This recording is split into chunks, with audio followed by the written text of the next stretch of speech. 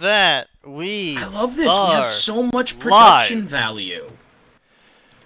Alright, it is 7 p.m. What the fuck? Twitch, what did you do to the dashboard?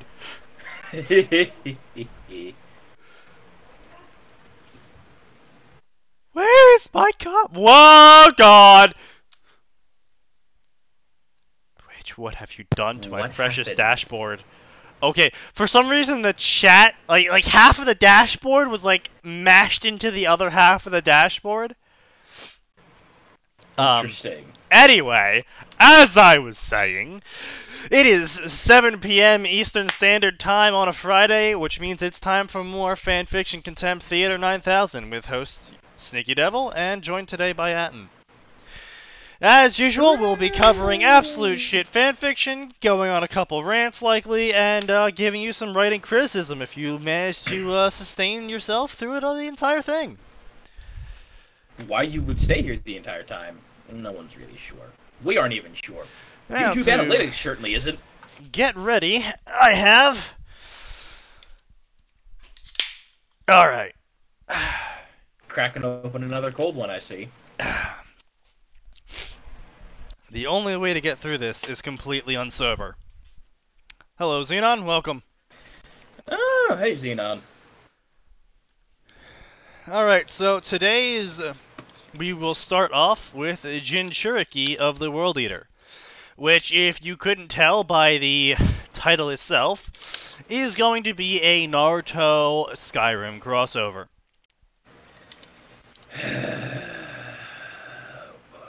Yeah, it's good shit.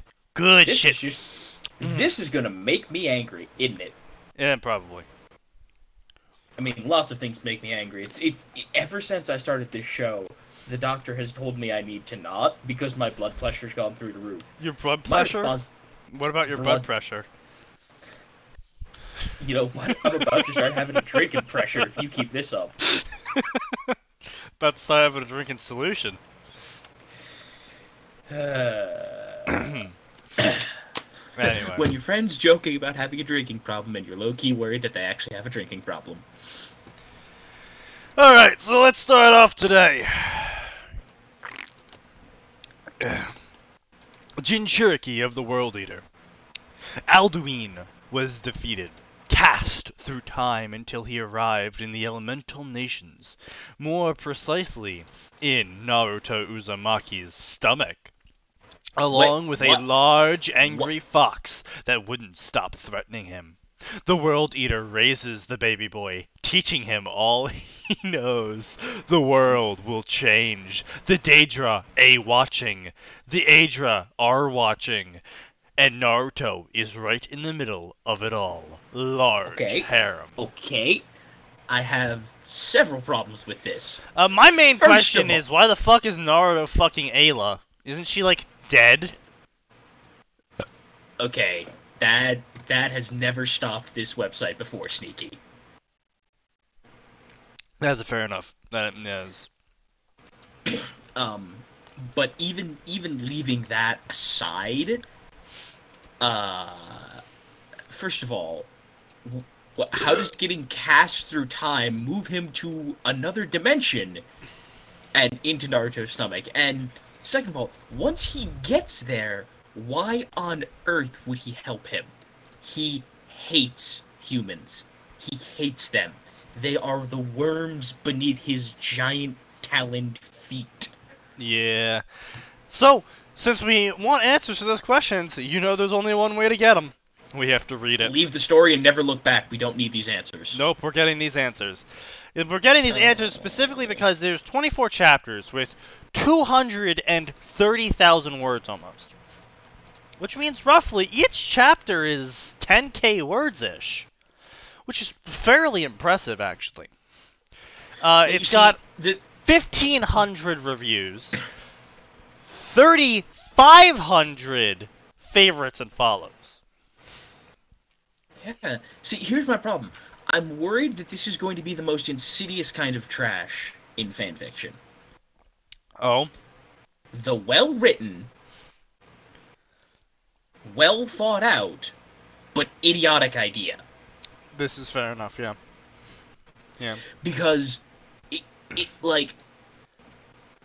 just without I mean, reading any it of is this, rated as humor, so it might be a little cracky. All right, that does. That does make a difference. But just glancing over this, I don't see any. Just scrolling through this, I don't see any. Excuse me. I don't see any. Clearly terrible grammar errors. I don't see anything that stands out as a. Oh well, this is clearly going to be nonsense. Just the idea doesn't. The base idea doesn't make a ton of sense, and more importantly, from the summary alone, we know that at least one person is going to be acting significantly out of character. Which, again, I know AUs exist, blah blah blah, but you're gonna have a real hard time convincing me that Alduin would suddenly go from "I'm going to enslave all the humans and eat them as snacks" to "Well, I'm stuck in here, might as well help this one." No. Now, if anything, he would do everything in his power to actively sabotage Naruto, hoping that if Naruto dies, he can leave. Yeah, this is true enough. Which, I mean, would make sense to think that, because he is an immortal dragon, so there's no real reason for him to think, oh, if this mortal container dies, then I, an immortal dragon who can only be killed by Akatosh himself, would die with him. Well, Akatosh or the Dragonborn. You you do not absorb Alduin's soul when you kill him. But you do technically kill him. And... Yeah, but he doesn't technically die. He just goes back to Akatosh. Right. But yeah, so anyway, I will say a demerit for this story is it's taken 5 years to reach 220k words. Ooh, 5 years. Yeah. Now, to be fair, could be the author doesn't have a lot of time. Well, yes, this is, like I said, this is one demerit of the story in that this sounds, from its summary alone, like a complicated story. A story with lots of characters in it. A story with lots going on. Lots of explanations. And a story like that, not even explanation, just with lots of characters, especially characters who quickly develop their own personality for this story specifically. Mm-hmm. Because large harem. But the important part about that is that it took 5 years for him to not even complete this story. Which I realize at this point in time, that's about 3 books worth he's written. Mm-hmm. Which is fine if they were released in completed chunks. Because he isn't releasing these in completed chunks. And because it's 24 chapters, so what, 5 years? Yeah. So what's that, about 2 chapters? So it's, 24 chapters, 5 years. I hate math. 12 times 5, 60. 24 goes into 60. 3-ish chapters every year. 4-ish. 3 to 4-ish chapters every year. No. 4 to 5 chapters every year, basically. Yeah. And when those chapters are 10k words, which is a plus, however, when you have large harem, which means, because the Dark Souls story that Max and I are writing has a lot of characters in it, but only a few of them come on screen and really do anything at a time. Yeah. So when each chapter that happens, you're only like, okay, well, I have to keep track of Valkyrie, I have to keep track of Havel, and, Companion 1 and 2, maybe, at most. Right. Whereas with this, because it indicates a large harem, this indicates that there's going to be a frequent number of recurring characters. Yeah. And, again, not a problem if you release the whole thing in one go, or, quickly. But again, because we're getting 3, 4, 5 chapters a year, And I highly doubt you're only going to be reading this story alone. That's a lot. You gotta remember what happened in the previous chapters, and, you know, it's just... Well, I mean, no, even ignoring that, like, you know, look at, like, Game of Thrones. Like, yeah. Even with the TV show, people occasionally are like, okay, the new season's finally starting, but I gotta go back and watch, like, the last season or the last two seasons, or just rewatch the whole thing, because I don't know what's going on anymore. Yeah. And that's always a problem with long book, like, I was gonna say, one of the only series I've seen, like, long-running series that didn't really run into this problem was the Yuzan Vong books in Star Wars, and they still did run into this problem, but part of it was... It's a pretty good...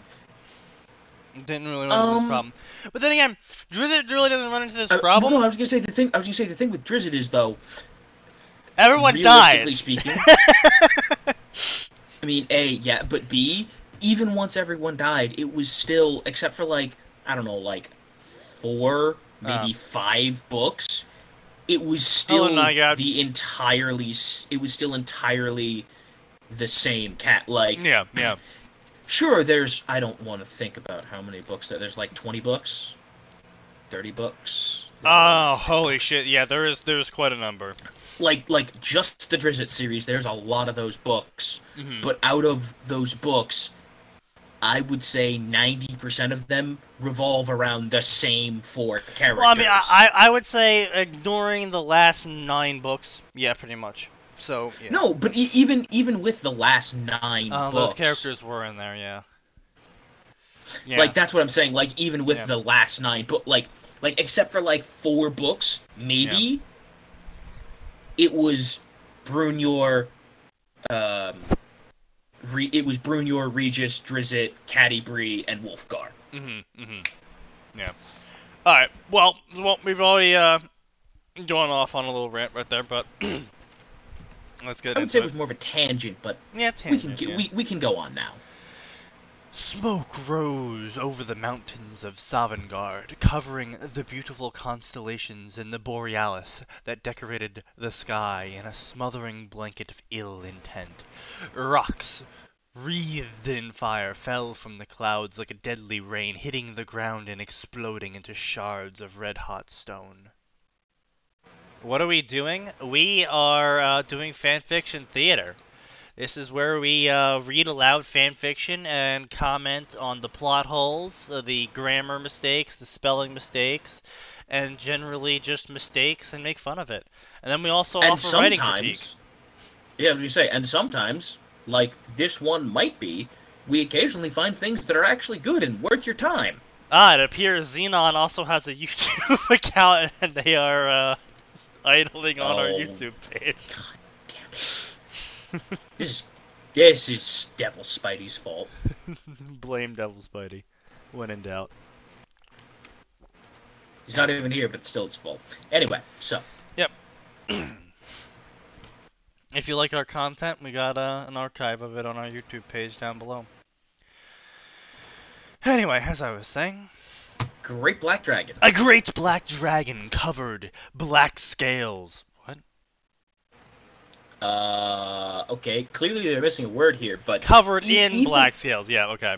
I was gonna say, but here's the thing. Even if we put in the word that's supposed to be there, it's completely redundant.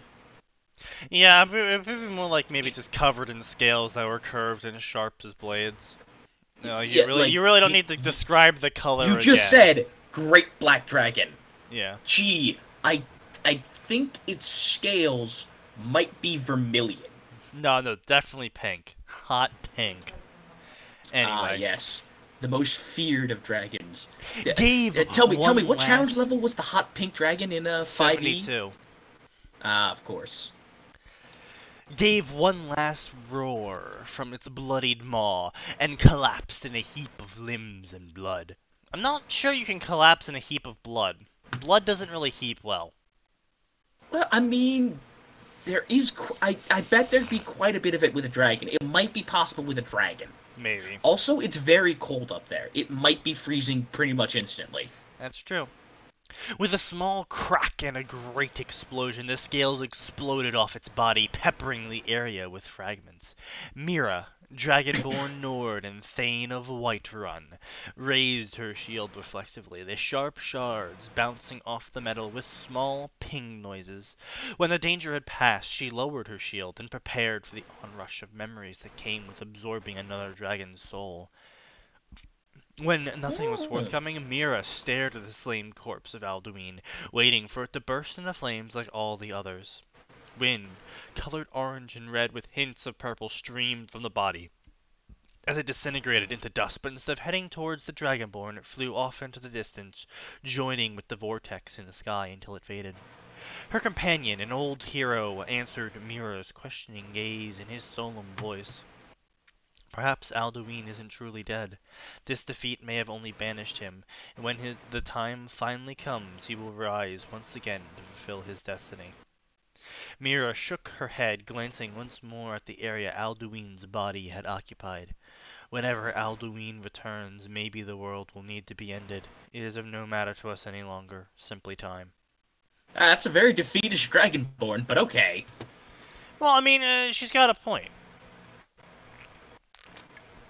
If literally the god of time himself is like, yeah, hey, Alduin's job is still kind of to destroy the world, even though you're supposed to defend the world, his job is still to destroy it, and will eternally try to do that, and each, era will have to defend itself against him to prove they deserve to exist.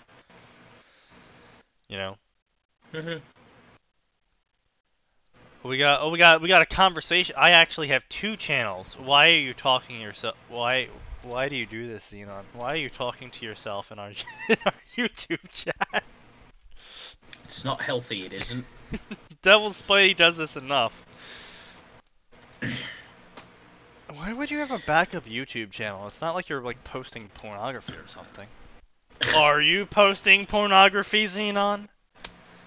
Red, pupilless eyes snapped open, flickering inside their sockets, taking in everything about the surroundings the great dragon suddenly found himself in. That's a pretty awkward wording. Yeah. Ankle-high water lapped at his talons. The ceiling was smooth stone with weak, thin blue metal pipes running through it. Wherever he had ended up, it was not the time he occupied previously. No shit, Sherlock! What the fuck gave you that idea? Okay, to be fair, no one's ever said Alduin was the most intelligent of dragons. Still, if you're like, ah man, I'm on a fucking mountain fighting a Dragonborn, and then you open your eyes again and you're like, yeah, I'm in a sewer now. Gee, I wonder if I'm on the same world. Probably fucking not, being that you just woke up into a goddamn sewer. Typically, those two don't translate. Hey, it could be Riften. Riften? Really? With Yes. a sewer the size of a dragon? Hey, we never explored those catacombs fully. I suppose not. There could be one dragon-sized room. Maybe.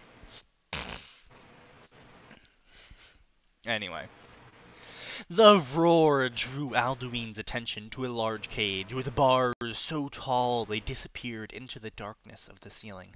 A large, red, and decidedly furious 9-tailed fox thrashed in rage, slamming its body against the cage, which... No apostrophe. Naughty. Which has held shut by a single piece of paper with strange markings on it. So he's outside of the cage. That's a problem.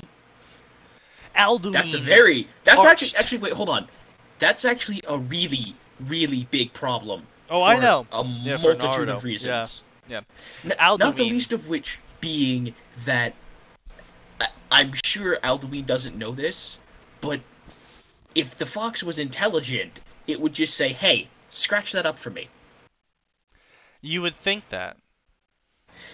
Like, I understand he might be very, very upset, but like, you'd think he'd be intelligent enough to, good.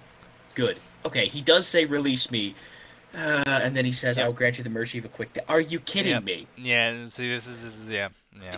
This is why bad guys never win. Strange. This little paper holds a fraction of RK's power. This is what I dislike, is when people go like full crossover. It's like, oh, the Divines are involved in Naruto. It's like, no, get the fuck out. No, I was gonna say Naruto already has its lore. You don't need to. You could very easily just be like you could even have Alduin be like, huh, that's some manner of divine power, but I sure as hell don't recognize it. And then, what kind of divine power over death is this? I do not detect RK's scent or something. Like, you know, you can include something in there, but like, this is just a personal preference of mine. I dislike these kinds of stories that are like, oh yeah, you see this divine power or blank X thing was actually behind it the whole time. Well, because here's my problem with it. Now, obviously, this isn't something that we're going to get an answer to right now, and it's not reasonable to expect one. But what happens to the deities that already exist in Naruto land? Yeah, or you know, why would the deities let what happened in Naruto land happen? Yeah.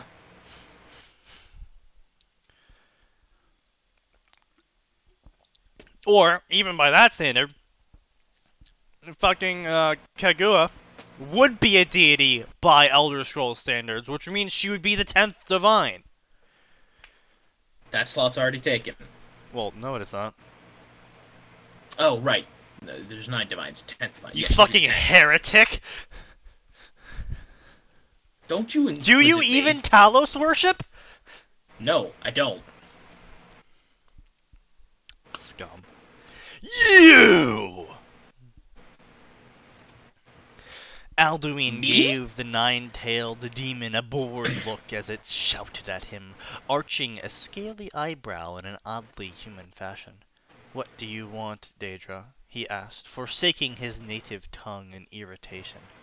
The fox roared and snapped at him through the bars. "Release me from this prison at once, and I will grant you the mercy of a quick death." Alduin snorted and laughed darkly. "You, a Daedra weak enough to be locked behind a scrap of paper, believe you can slay me, the firstborn of Akatosh?" He snorted, blowing a cloud of smoke at the fox's muzzle. "Such folly, I could destroy you with minimal effort, a waste of my power." See, this is the other thing, it's like, yeah, you're bringing power levels into this now. Like, a human would present more of a challenge. I know. See, this is something that's ridiculous. Mm-hmm. Like, this is something that, like, I know this author's like, oh, I gotta make Alduin seem cool. You don't have to. Well, no, I think the author's like, oh, Alduin's called the World Eater. He's clearly got to be powerful enough to eat the world. But it's like, if that's the case, then how did the Dragonborn defeat them? Not even that. How did normal, not Dragonborns defeat him? Well, I mean, they sent him through time, but yeah, technically that would be a defeat. No, but in order for them to send him through time with the Elder Scrolls, they had to beat the crap out of him first, so that he'd hold still long enough for them to do it. And I understand they had the words of power to do it, but the fact of the matter remains... Yeah, they did it. Yeah, normal, non-Dragonborns did it. I'm not quite sure why he's called the World Eater then. Never quite understood that. I think it might actually be more along the lines of like, oh, he's called the World Eater because he can't die, so he's going to kill everyone eventually. I mean, it may not even be that. I mean, we've seen that he eats the souls of people when they go to the afterlife. Well, that's what I'm saying. He is the World Eater. He's basically will cleanse. He won't eat the world in that like the land will be destroyed, but he will eat like the intelligent life of the world, allowing something to take its place. And even leaving that aside, it could just be like, you know, no one's supposed to be able to go to Sovngarde, but the dragon and be alive. But the Dragonborn was able to do it because it was part of the prophecy. It could just be that if he beats the Dragonborn, that's it. He eats the Dragonborn soul, and Akatosh is like, all right, Alduin won. Poof. Yeah, that's true. Yeah, we really don't know. Again, we don't know because Elder Scrolls lore is very much I a was work gonna in say, progress. but everything we saw, and everything the lore told us about Alduin is that he's just a super strong dragon. That only the That's Dragonborn has a it. hope of defeating. Yeah. Or people who cheat and use an Elder Scroll. Well, I mean, it's not even like... But see, that's like the thing, though, is they didn't technically really even defeat him. They just sent him forward to go fight the Dragonborn. They didn't know that, but that's what that's what happened. That's true. It's like, yeah, so they beat the shit out of him, and they held him down long enough to rocket him through using the Elder Scrolls. Yeah, so, I mean... Yeah, so they beat him up a little bit. That wasn't even his final form, technically speaking. No, it wasn't. I mean, that's the thing. It was not his final form. But so, yeah. And the fact of the matter is, we've seen the Nine-Tails. I mean, hell, we've seen One-Tails. Yeah. You know, not even counting the Nine-Tails. But we've seen things like the One-Tails rip through entire villages and smash up entire villages of trained ninja. Well, I mean, the fucking, the Ten-Tails, but, I mean, like, the fucking Nine-Tails literally shoots a fuck you laser beam that's basically, a fat man. Yeah.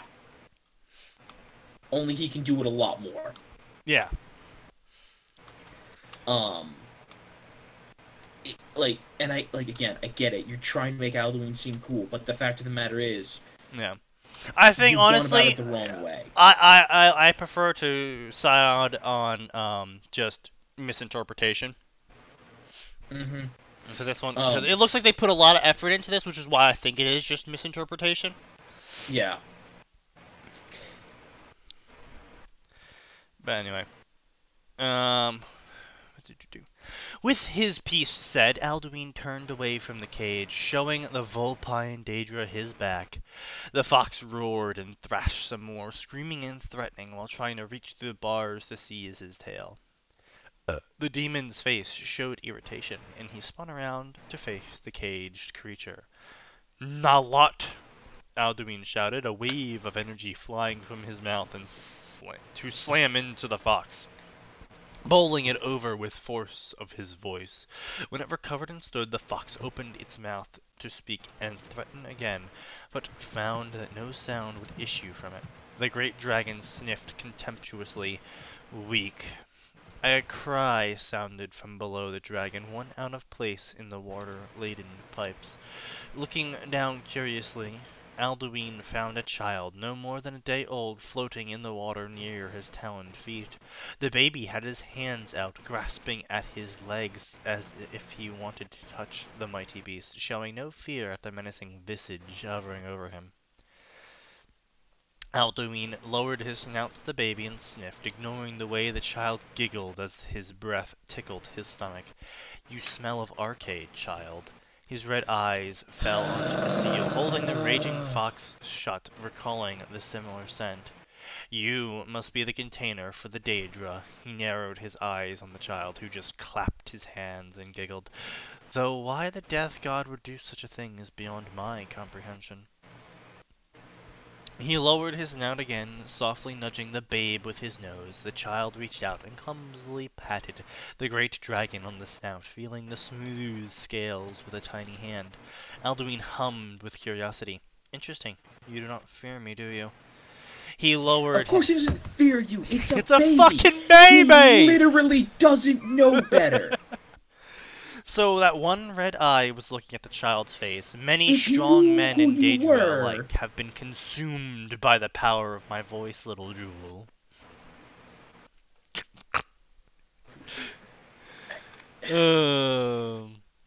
Like, he's like, you'd think he'd be smart enough to go, oh wait, this is literally a baby. This Not really. Is literally... Okay, but with the amount of time he spent oppressing humans, you'd think he'd at least know what a baby looks like. Not really. Because again, you gotta keep in mind, he was oppressing the shit out of humans to the point where he didn't fucking care about them. Just that they, like, you know, groveled at his feet and were in all of his power. And so I'm pretty sure babies and what they looked like were, like, not even on his radar of things he gives a shit about. Okay, but he spent all that time impressing humans. Even if he didn't know what one looked like, he could probably reason out, well, it hasn't actually said any words. It's not even the size of my claw. This is probably a baby human. That's why it's not afraid of me. It literally doesn't know better.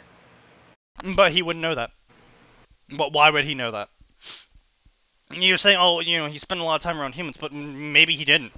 Maybe all of his subordinates did, and maybe he honestly didn't fucking care. He would see a baby and be like, it's just another fucking small-ass human, whatever. I mean, I guess, but... I mean, even then, it was pretty much the dragon priest that communicated directly with the dragons to give their orders to the various mortals. Because, you know, superiority, elitism, and dirty mortals. We can't be bothered to talk to them. So, you mean, like, the likelihood that he's ever even seen a baby, extremely low.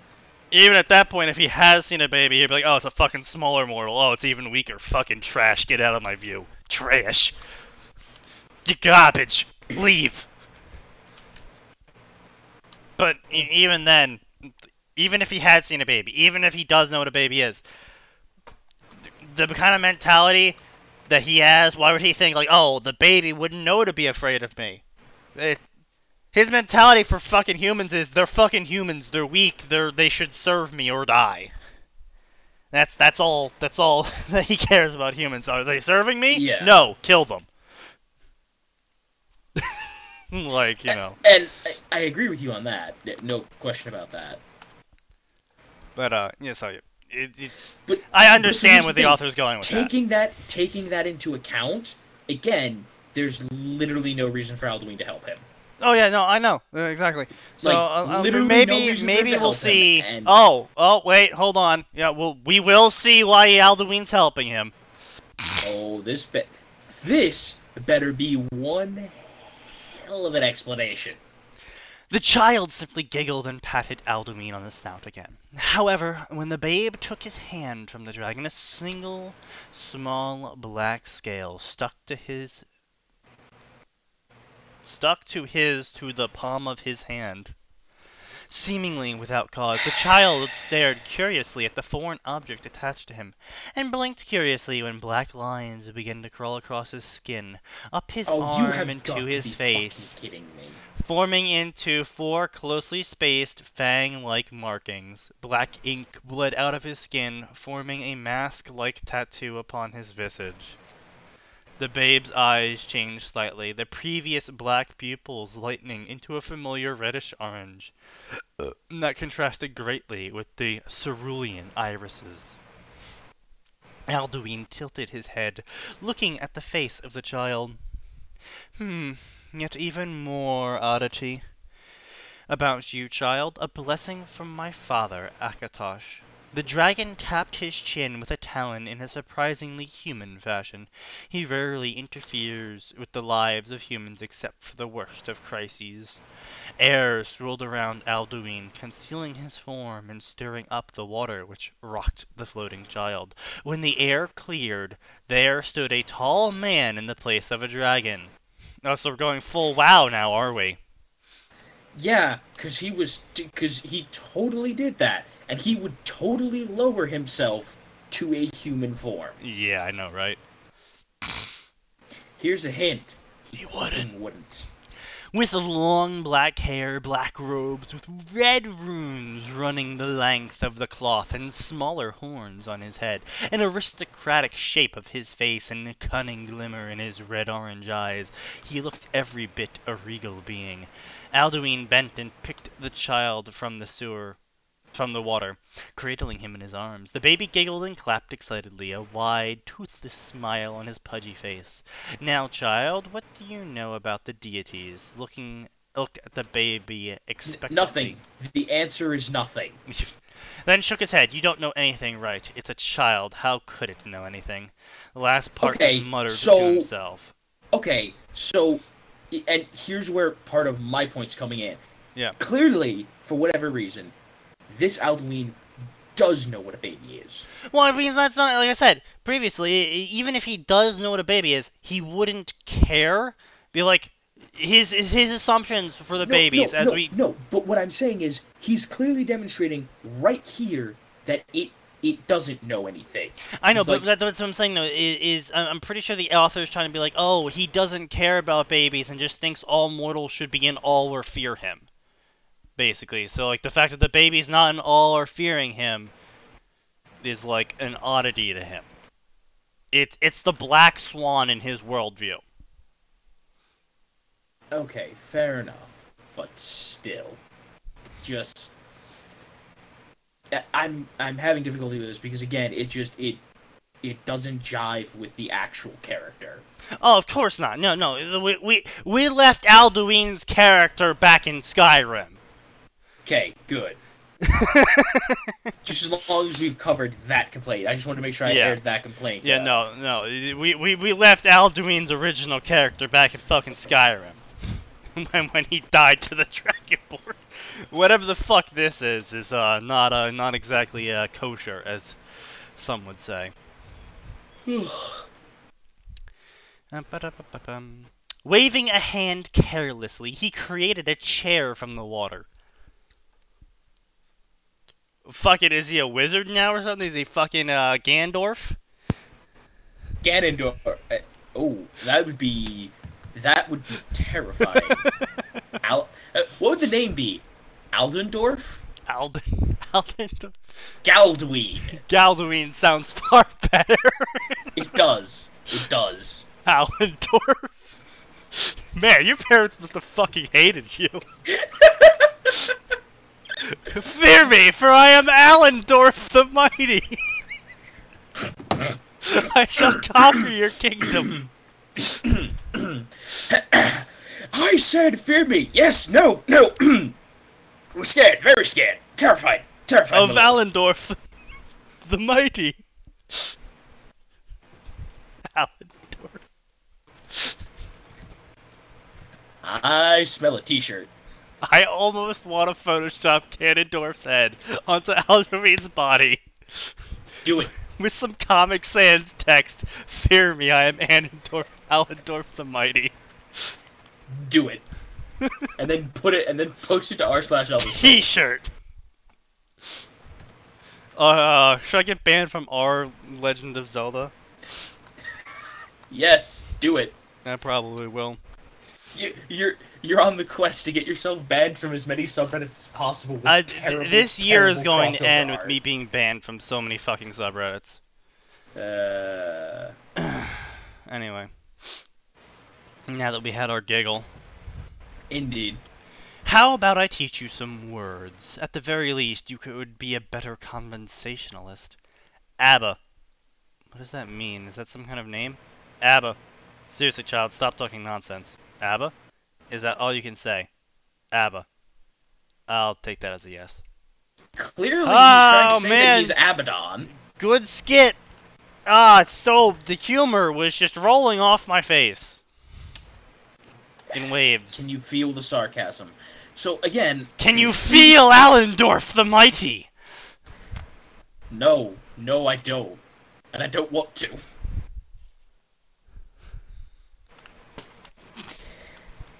Okay, but so, like I said, even... It's a fucking mental image, dude! Ganondorf's head on Alduin's body. Like I said, you are entirely too pleased with yourself. I am. Very much so. Anyway, go on. That skit alone, the actual Alduin would be like, alright, it's stupid talking, I'm gonna kill it. Yeah, exactly. Yeah, suffice to say, the life for Uzumaki Naruto was rather strange. His first word, when he finally spoke, was Dova! That confused the hell out of the matron of the orphanage, having a strange child speak to her in a guttural language, especially when he began to talk at people who already viewed him with wary countenances. Okay, yep, that's... I don't think you're using the word you think you're using. No, I mean, no. Where he countenances would be correct, but because he completely fucked up the grammar, it doesn't make any sense. Yeah. Like I said, I don't think you're using the word you think you're using. Indeed. The only problem... Sorry. He was a rather cheerful child despite his situation, and even when no one understood what he was saying. The only problem was there was many that did not like him, or were openly hostile despite his outlook.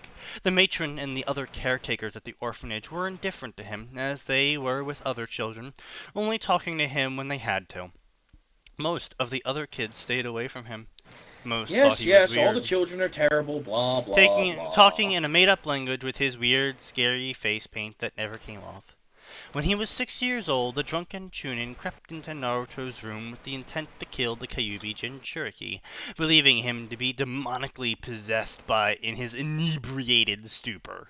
The Inubu posted around the clock to watch Naruto were able to stop the Chunin before he made it more than 3 feet into the child's room. But the matron deemed Naruto a danger to the other children and escorted him to the Hokage, who gave the child an apartment and a monthly stipend, with watchers who would make sure he survived. Later that very same day, Naruto was out wandering the village at night, his strange new home foreign and uncomfortable, when he stumbled across a man fully dressed in black carrying a bundle over his shoulders. Oh boy, are you ready for the Hinata crush? We're starting early! A little too early, but alright. Softly crying and narrowed his eyes in determination. After the Hyuga harass had Determination! gone missing... Is that part of the crossover too? No. Had gone missing in the middle of the night, the whole of Konoha's ninja's forces searched high and low for the little girl. When her father finally found his little girl, Hinata was chatting quite happily with Naruto as the man from Kumo was lying unconscious on the ground, curled up in a fetal position in a puddle of his own vomit. When he asked what happened, Naruto simply explained to them that he was following the example of several women he had seen by the hot springs when a man peeked on them, mainly hitting the older man in between the legs with a stick hard enough that the man vomited and collapsed. Sure. Yep, he just, Yep, that's, humor. Yeah, and, you know, he totally caught that ninja who snuck into the fucking Hyuga complex by surprise. Yep. 10 out of 10. That makes sense. You know, sneaking into the Hyuga and then being taken surprised by a fucking child. No, I mean, okay. I could understand. I could kind of understand if it was like if it was literally any other situation where a ninja's like, oh, hey, small child. Yeah, but I mean, you fucking kidnapping the Hyuga heir, and you just snuck into their complex. I'm pretty sure you'd be on such a high fucking alert that a leaf falling would trigger you. Yeah. Let alone a small child approaching you in a goddamn ninja village. Where, you know, they can transform into small children. I was gonna say, they can transform into small children, they can create illusions of you that will terrify you forever. Like, they can do all kinds of things. No. Yeah, no.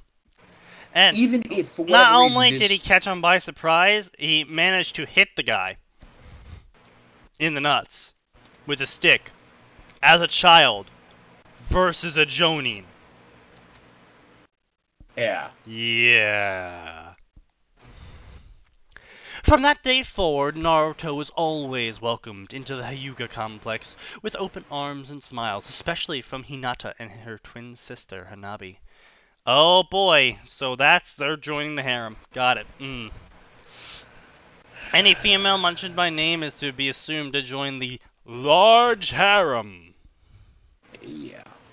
Not even a year later, Naruto once again wandering the village at night. Man, he loves these enthusiastic walks in the night. Yeah, because, dude, he knows it's a video game, and that's where all the cool stuff happens. Of course. This time, from simple insomnia, slipped away from the Inubu that watched over him and came across a terrible sight.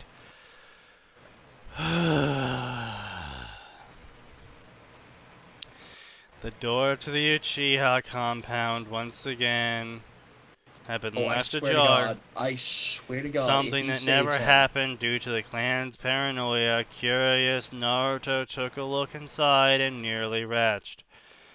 What he found were corpses decorating the ground, blood that ran in rivers and streams, and even more red liquid splashed everywhere. Gathering his courage, he stepped inside the compound. He heard screams that made him dash through the blood-soaked streets regardless of his safety. He found Itachi Uchiha covered in blood of his clansmen, standing over his mother, ready to strike her down with his Kodachi. The Uchiha patriarch, dead on the floor. Oh no, is he gonna fucking add hurt to his harem? I swear to God, this bitch better die before she gets added to his harem. Oh no, it's worse than I thought. Oh, it better not be I really hope it's not going the way I think it's going, and I hate myself for even having to think it, but this is the internet. Ignoring the shock of his peaceful watcher who enjoyed playing games with the young blonde being the one who slaughtered his clan, Naruto dashed into the room and slammed himself against Itachi's leg, making the Anbu captain stumble off balance and miss his mother. Oh man, yeah, that Anbu captain, known for his speed, just happened to be slow enough in his attack that a fucking 10-year-old could tackle him. Okay. Taking his chance. See, this is exactly the thing I was talking about. This was exactly what I was talking about. It's the insidious, well-written trash. Yeah. Naruto channeled Aldurine's power and let loose a piercing shout that echoed across the village, waking sleeping people and alarming the ninja population. Itachi fell to one knee, clutching his bleeding ears and grimacing in pain. When his plan compromised by one he was unwilling to kill, the Uchiha heir looked into Naruto's eyes, his Sharingan twisted into different from Tsukami. Naruto suddenly found himself in a world that was bathed in blood-red light coming from the red moon above him. Itachi appeared before him, his face sad, tears running down his cheeks. Naruto-kun, I'm afraid I won't be able to watch after you anymore. This is something that I must do. Can we just stop? Can we just stop? Halfway point. Halfway mark. Okay. Like, we'll get there and then we'll just stop. Yeah. We'll pick apart everything that's wrong with it, because we're not going any farther in this nonsense. This is pretty bad, yeah. Silver King Isley, is this whole thing a backdrop to the actual story? If not, then why are they being so brief with such major events? I can't answer that question. I have no idea if this is supposed to be a quick summary before we get into the action, which is actually fairly typical of Naruto stories. They like to get through the AU early events before he becomes a ninja.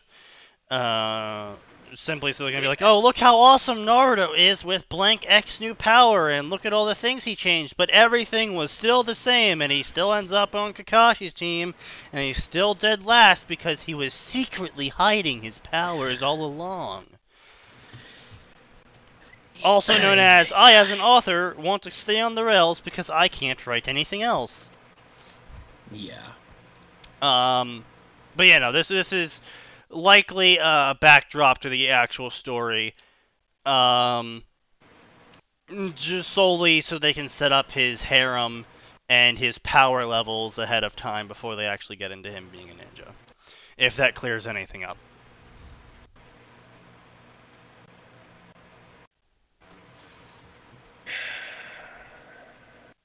Devil Spidey, I'm thankful I came here late. Holy crap, there are people on YouTube. Yes, there are in fact people on YouTube, Devil Spidey, so glad you could join us.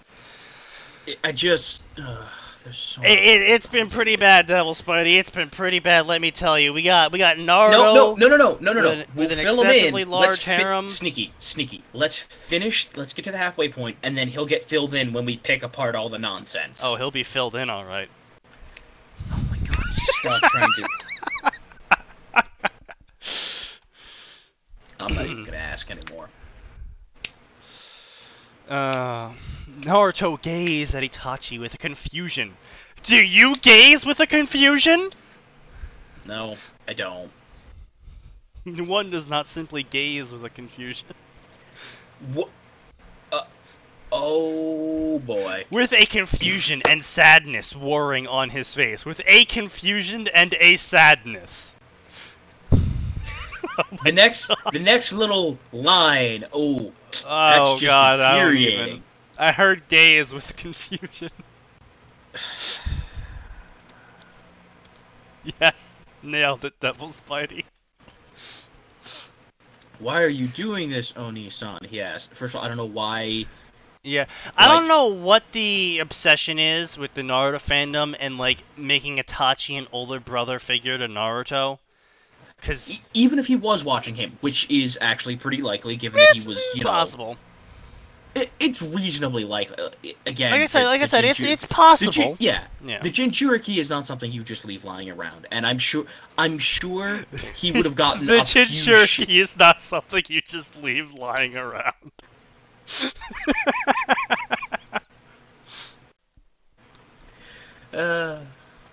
Now, I'm sorry. Now all I can imagine is the old man just looking around like, oh, damn it, where did I put that small Naruto again? I've lost him. Where did I put small Naruto? But yeah, like I'm Small sure he got a Ruto. few. I'm sure he got a few shifts watching him. If they're like, especially after there was, you know, a serious attempt to kill him or something. I'm sure he ended up with a few shifts. Yeah, But probably. they never showed their faces. Yeah. Naruto never was supposed to know they were there. And even if he had an inkling of an idea they were there, Yeah. like, they certainly were not supposed to break the illusion and talk to him, or watch him play, or develop any kind of relationship with him. Mm-hmm. And even ignoring all of that, Itachi sure as hell wouldn't. Yeah, yeah.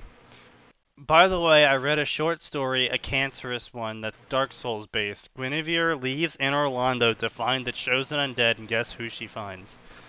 Naruto? Sasuke Uchiha. Wait, don't tell me Ganondorf. Don't you mean Allendorf? You realize you have to make that now. I do, I will at the end of the stream. I'll make Allendorf. That'll be the bonus stream. Allendorf the Mighty. Anyway. I'm pretty sure they showed in the anime, not sure if filler or not, that Itachi watched Naruto while in Anbu. Not sure if that is fanon though. Since I read the manga, I read the entire manga. That was never a thing in the manga, so if it was a thing, then what the fuck? Then if it was a thing, it was likely either a filler arc or completely fanon. Like, Yeah, we've and actually like we researched said- this. It's completely fanon that Naruto was in the orphanage. That is not a canon thing. It's something you will see in almost every single Naruto fanfiction, though. Because people were like, okay, well, where was he before that? They didn't just put him in an apartment his entire life, right? Like, you would think they would have people taking care of him before that. And so people just, you know, were like, oh, well, yeah, he was in the orphanage until, you know, whatever age that canonically he was in an apartment till. which, to be fair, that's not an. It's not like that's It's a not stupid an assumption. unreasonable assumption, yeah. But I've seen so many people take that to like the extreme of like, oh yeah, the orphanage abused Naruto, and that's why he's in the apartment now. It's like, come on.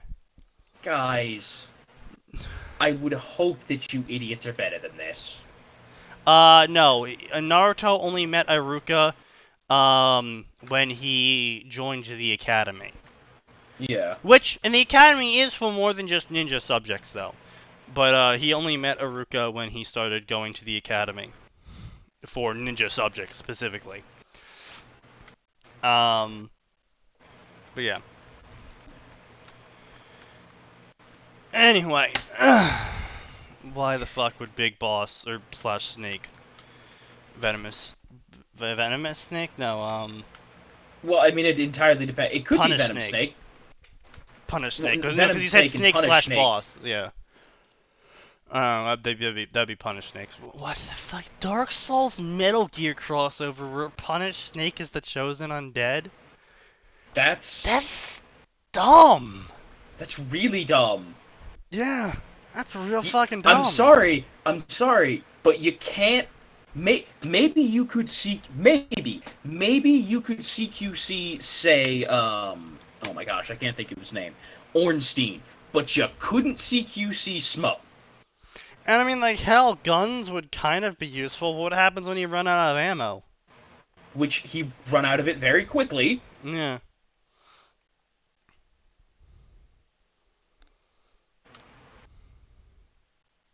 But I mean, even then, it's kind of implied that you're like crushing and or bisecting slash delimbing, the various creatures you're fighting, like the undead creatures you're fighting, because I'm pretty sure shooting them with a bullet wouldn't really do much. You'd have to like shoot them with quite a few bullets to break their skeletons and whatnot to make them. He brings a few guys with him. Well, unless these guys are also using like giant fuck-off machetes. Pretty sure they're not going to get that far. But anyway, back to this story so we can all have an aneurysm and move the fuck on.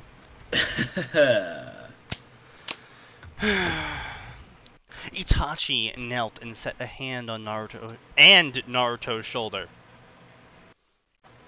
Itachi knelt and set a hand and Naruto's shoulder. So what, Naruto, he had a dislocated shoulder, set his hand? I guess. And told him about what the Uchiha had been planning to do. How he was forced to massacre his family to keep everyone safe, and how important it was that no one knew his reasons. Okay, so you're telling me that Itachi was so dedicated to his job, he didn't even tell his crying little brother. Mm-hmm. But he'll tell random fuck-off blonde child. Yeah.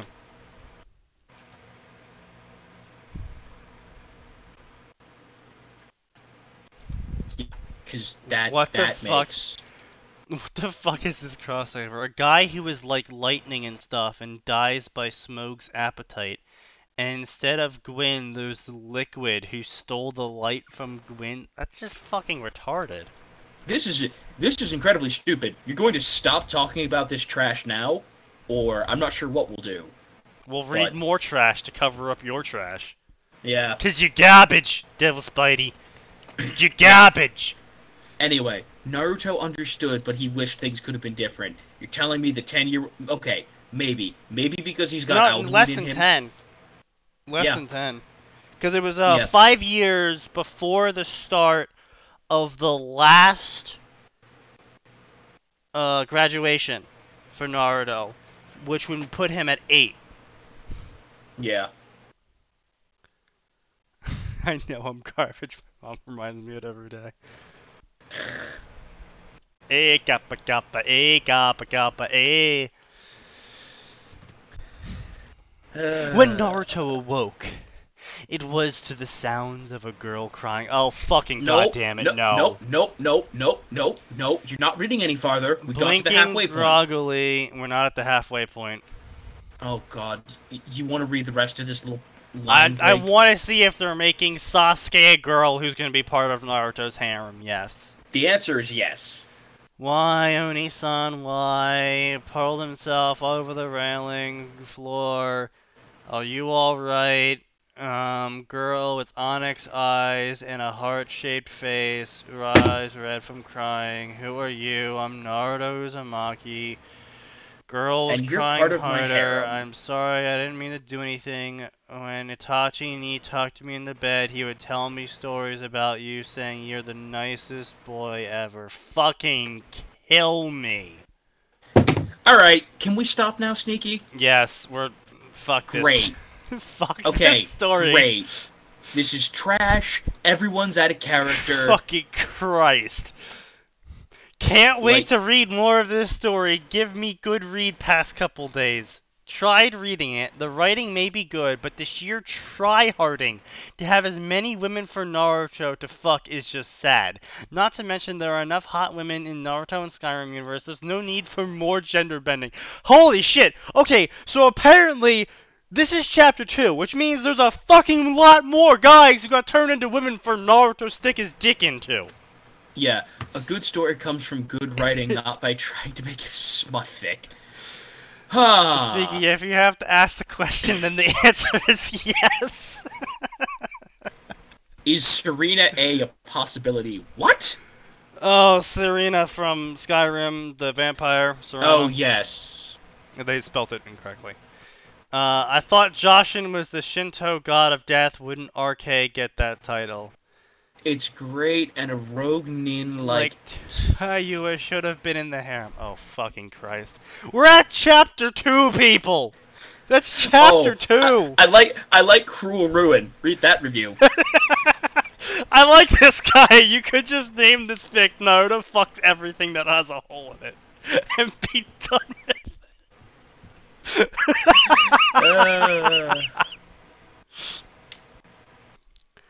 Destroy Debella, she's too big of a cunt. Best damn Orochimaru Hey! ever. Fantastic pun. I don't think you meant to say that as a pun. I know, but...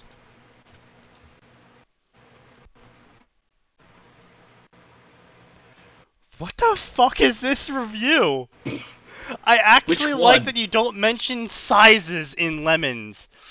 When people do that, I end up researching and using size conversion tools online to figure how big it is, and then figuring on how on earth people can fit that in them.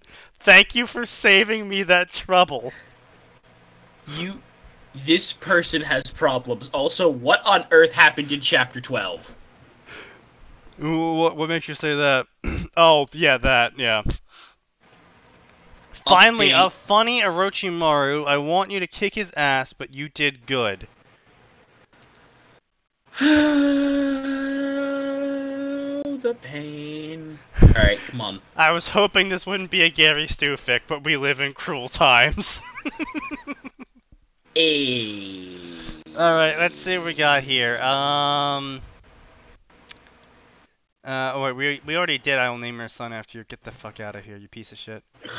Yeah, okay, so just the closing thoughts on that story. Everyone's horribly out of character. Like I said, I was right. It's a well-written, proper grammar for the most part, proper spelling for the most part. The guy obviously has thought out the plot, and the plot unfortunately happens to be Naruto fucks everything. Yeah, you say that is a fair point, Isley. At least Orochimaru is not part of the harem. True. I was going to say, here's the problem with this. I knew that this was not going to be very good off the bat, because the summary itself, the inherent idea, was both idiotic and out of character. When you're going to write any story, but specifically a fanfiction, why am I writing this? What is the main purpose of me writing this story? What am I accomplishing here? In the case of a fanfiction, it needs to be, is this question fun? Does this question even make, like, first you have to say, does this question make any sense? Well, I mean, you have two routes you can go down when you write a fanfiction. Does this make sense, or is this, like, a what if, or does this make sense? Alternatively, is it funny? Because if you go down the is it funny route, that leads to crack stories, that leads to very funny stories where you basically ignore the plot and just have fun with the characters and possible reactions they might have to X situation. Yeah, and here's the thing. People can tell, this doesn't matter, so whatever. Like, I don't have to try to take this seriously. And I understand this one is listed as humor. But it's trying to take itself seriously. Yeah, I was going to say, the way it's written, it is trying to take itself seriously. You know, if you ask a story like, oh, what happens if Geralt of Rivia fights Superman? Yeah. That'd like, be a bit of a cracky story.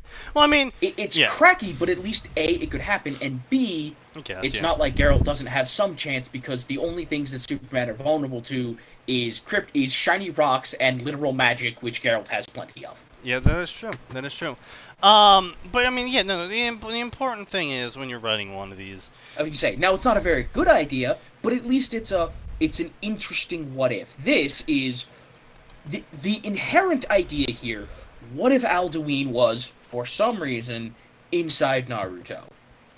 That's an inherently. That's an interesting way to take it.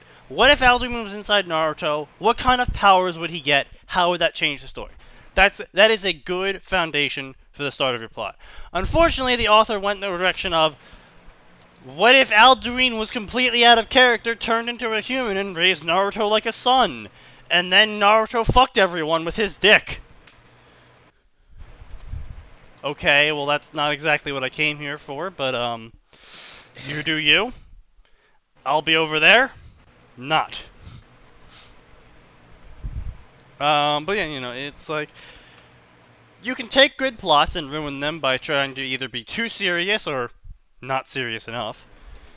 You can also take terrible plots, and I've seen some absolutely fucking awful plots be a riot to read. Because the author knew they were terrible plots and were like, I'm just gonna fuck around with this. And just completely write it as basically a living shitpost. Yeah. But like the shopkeeper one. The shopkeeper that we're writing. Yes. That's absolute trash. It's and we absolute know it garbage, is. but it's gonna be great if we ever fucking publish it. Ever. Which is doubtful. But anyway, so let us move on to the next story of today. Which is part of the just fucking dumb section. It is a Star Wars Inheritance cycle crossover. Oh my god, that's so fucking dumb. Yeah. I'm not saying that to try to go along with the joke. I just genuinely think that's idiotic. Yeah, no, it's pretty fucking dumb. Okay, it's been added to there. Alright. And drop it into the Twitch chat to see if anyone wants to follow along. Alright. So as I previously said, this is a Star Wars Inheritance crossover. Inheritance cycle is the Aragon dragons, you know, little farm boy finds dragon, fights, you know, Ganondorf. Little farm boy finds dragon, fight. Oh, wait a minute. Now, see, I was gonna say, that one might be interesting. What if Link was in the Inheritance cycle? That would be interesting to read. Link gets the green dragon instead. That would be a bit awkward. I mean, of course he has to get a green dragon. Everything about him is green. Well, and he's already an elf. The awkward thing is that when dragons fall in love, their riders typically also fall in love. Okay. So? That would be an Aragon times Link story. Doesn't have to be. No, it doesn't have to be. But anyone who does it probably will make it that. True. Anyway, but that's because the internet is full of dirty people. As this is a just fucking dumb section story, we're not going to be reading this unless we're really gonna find it funny. This is more of just a time to unwind and rant about something just fucking dumb. Specifically, how not to cross over. Knight's Shadow. Yeah, go on. You say, this is going to go back to our point earlier, folks, which is when you write something, you have to think to yourself, do you have a plan? Do you have a plan? And if you do have a plan, is your idea any good? Because not every idea deserves to be written. Star Wars Universe... I'm going to take this one because I really love Star Wars, so I'm just going to take the summary if you don't mind. Star Wars Universe and characters with inheritance cycle dragons if they were creatures of the Force instead of magic. R2-D2's carrying a dragon egg, not the Death Star plans. There is still a Death Star. Well, okay, why do we need to know that? And the egg hatches for Luke. And of course, all the remaining Jedi are Jedi Riders, and all the remaining Sith are Sith Riders. This is dumb. This is incredibly retarded. First off, they're dragons. Just because they're creatures of the Force doesn't mean they don't need to breathe in space. Luke Skywalker still needs a spacesuit. Well, I mean, it's not even that. It's just like, how exactly are you going to fight a spaceship going possibly hundreds of thousands of miles an hour? On top of a dragon, which is going like maybe 50. I was gonna say, they have gravity, reversal technology? Gravity negation technology, I guess? No, don't say there'll be 2 more Harry Potter books after Cursed Child. No! Cursed Child was awful! Wait, they made another Harry Potter book? Yeah, so Cursed Child is based off of the play Cursed Child. Where Hermione was retroactively blacked. Oh. Yeah. Hey. And, Dragons was bred by Chuck Norris, indeed. And the plot to Cursed Child is we don't want to interrupt the actual epilogue, so we're just going to have them go back in time and then enter into a time loop paradox, which eventually cancels itself out, so nothing ever actually happened. I still don't understand what was supposed to happen in the first place. They went back in time to stop Cedric from dying, but stopping Cedric from dying changed a whole bunch of shit. And it turns out that it was stupid and bad, and then some of them disappeared because Harry died instead of, Cedric. And then they were like, oh, this is bad, and they went back in time further to stop themselves from going back in time originally. And then they... Gotcha, and nothing came of it. Yeah. Because it was all trash. And then that worked, and then it turned out the person they were working with, it was evil all along, and was secretly Voldemort's daughter. And then so she went back in time even farther to kill Harry, to stop her dad from killing Harry, so he wouldn't die when he tried to kill Harry. So then they went back in time even farther than when she went back in time, to stop her from stopping them from stopping him. You're all idiots. Fuck you. That's really all I have to say about the matter. I know, Cursed Child book is the play. Doesn't change that. It's absolute garbage. Anyway, so back to ranting about this fucking retarded shit. So we've already covered dragons don't space. Unless you're telling me that there's a dragon-sized spacesuit, and even if there is, well, now you've negated one of the primary advantages of a dragon, which is spooky fire breath. B, flying. Just putting that out there. It's kind of hard to fly in space when you have no air to push down. Oh, they're gonna use the Force. That's excessive. Does not solve the problem. C, how big are these dragons gonna get? Because, like, a single fucking turbo laser could, blast them? I was gonna say, in fact, turbo lasers would be the most dangerous thing in the galaxy for them. Yeah. Because a dragon... A dragon? I would say a dragon would probably be a little bit bigger than an X-Wing. Yeah, like, profile-wise. Well, I mean, up to a year-old dragon. Dragons technically grow infinitely, but like it's like century-old dragons were the size of small hills. Yeah. So okay, a small hill that's like 2 X-wings. It's like that. Well, hold on. I need to double check the the size of an X-wing here. Come on, Wikipedia. I know you can help me out here. I don't care about the new T-70 that doesn't exist. Okay, T-65. Okay, so it was 12.5 meters long. They don't give us a height. 12.5. Yeah. So small hill, 2 X-wings. Yeah. That about covers it. Yeah. I was gonna say, yeah, it would be about the size of 2 X-wings. Yeah. And the fact is, while it's difficult, very difficult to do, a skilled gunner, or even more skilled computer well, I mean, program, you don't really even need to be that skilled of a gunner, because again, the dragon's only going like 50 fucking miles an hour. I wasn't finished. I was saying, a a very skilled human gunner or a well-made AI program can, with enough shots, hit an X-wing in flight with a turbo laser. Yeah. And when it does, the X-wings powder. I mean, So, you know, I mean, like, yeah, like the X-wing you've like now- moves like what? Do we have speeds on those things on Wikipedia? I don't think so. But so you now have something double the length of. Because I mean, you also gotta keep in mind this is fucking space. So yeah, they're probably going like an easy 200, 300 miles per hour, maybe. Yeah. Oh well, I've got the cost for it new. Yeah. Okay. Maximum. Okay, hold on. Okay. Maximum acceleration. 3,700 Gs, 16 MGTLs a second, megalight a second. What the hell? Okay, a megalight is a standard unit of distance in space. Okay.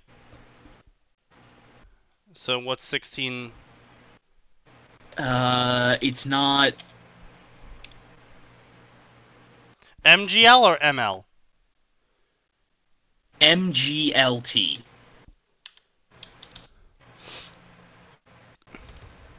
Here, I'm gonna send you the link to the page. Yeah, no, I got it up. Okay. I was gonna say, you see, we're doing math here, folks, because we want to see just how stupid this idea is. Okay, X-Wing, I have a top speed of 100 MGLT.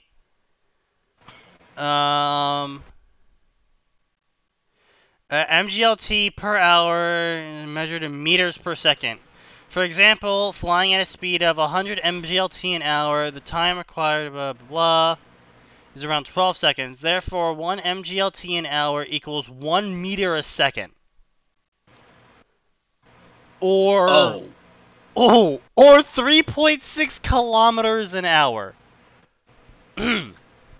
Okay. But since such a speed is slower than what present-day aircraft can achieve, this conversion ratio is probably not relevant inside the actual Star Wars universe. Okay,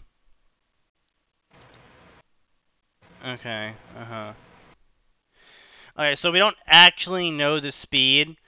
You know, that is actually, wow, that is actually amazingly slow. Yeah.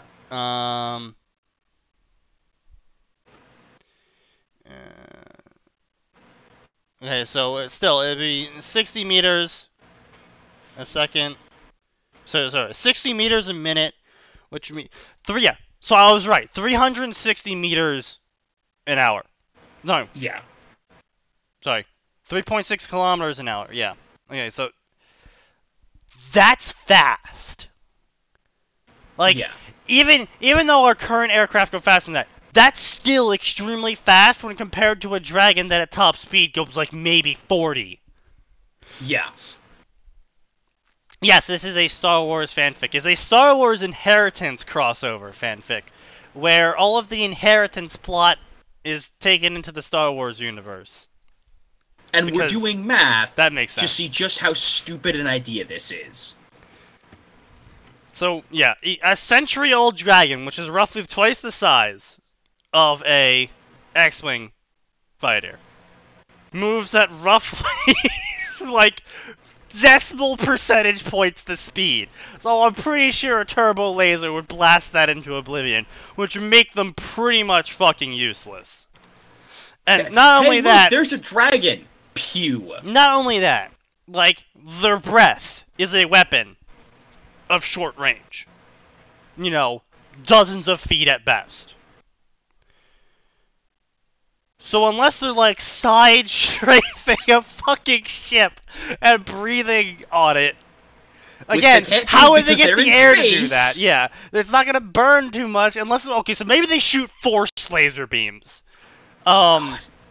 You know, like, this idea just has so many fucking plot holes in it. It's ridiculously retarded.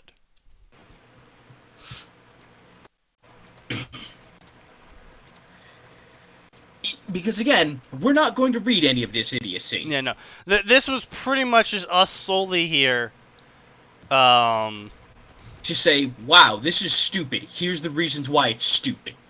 Yeah, no, it's just dumb. It's just fucking dumb. This is stupid, you're stupid, and you shouldn't have written this. Yeah. Oh, yeah, pretty much, yeah. Yeah, pretty much. There's nothing else to be said. Yeah, this was dumb. You should feel bad that you even sat down and were like, yeah, this is okay. You thought that this was Would worth the publishing. dragon scales even be able to hold against normal handheld blaster fire? Considering that in Aragon, arrows would pierce dragon scales? No. No. Now, being creatures of the Force, they would probably have a significant advantage over a normal dragon in that they would probably possess both basic precognition and the ability, I assume, if they're assuming that they're But still, translating magical precognition strength. doesn't really translate well when you're the size of a fucking barn. And I was about to say. And they're was gonna shooting say- plasma beams at you that move at roughly the speed of light. I was gonna say, but even taking that into consideration, assuming they're saying, Why am I listening oh, to someone rant about fanfiction at 3:30 a.m.? Because we're entertaining you. That's why. Maybe. I hope so. I hope we're entertaining you. But even ignoring that, assuming that they're saying, oh, creatures of magic, creatures of the Force, it's the same thing, then yes, they can probably just laugh off blaster fire by deflecting it from themselves. Or something. We're not even gonna Something. read the story to even figure out how they managed half of this shit, because it's just so it's dumb. stupid. It's just so dumb. The entire idea is stupid. Alright, I'm removing rant mode and we're gonna continue on to a Fallout Overwatch crossover called Return to Sender. Okay, that might have some potential. It has no potential. Oh god. I mean, it probably saying- does, considering that it's got 200k words written for it. But at the end of the day... At the end of the day, it's still trash.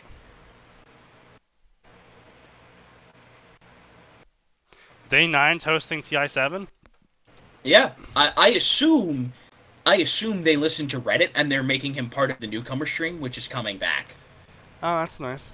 Because Day 9 was a pretty shit broadcaster for E3. So... I mean, that's E3. Okay, you've seen the man cast StarCraft. As far as StarCraft goes, he knew quite well what he's talking about. Well, And the yeah, amount of but time that's he's- StarCraft. The amount of time he's spent with Purge, he knows at Yeah, least a okay. little bit about what he's doing. Hopefully those skills will translate. Anyway, back to what you're all here for. Return to Sender.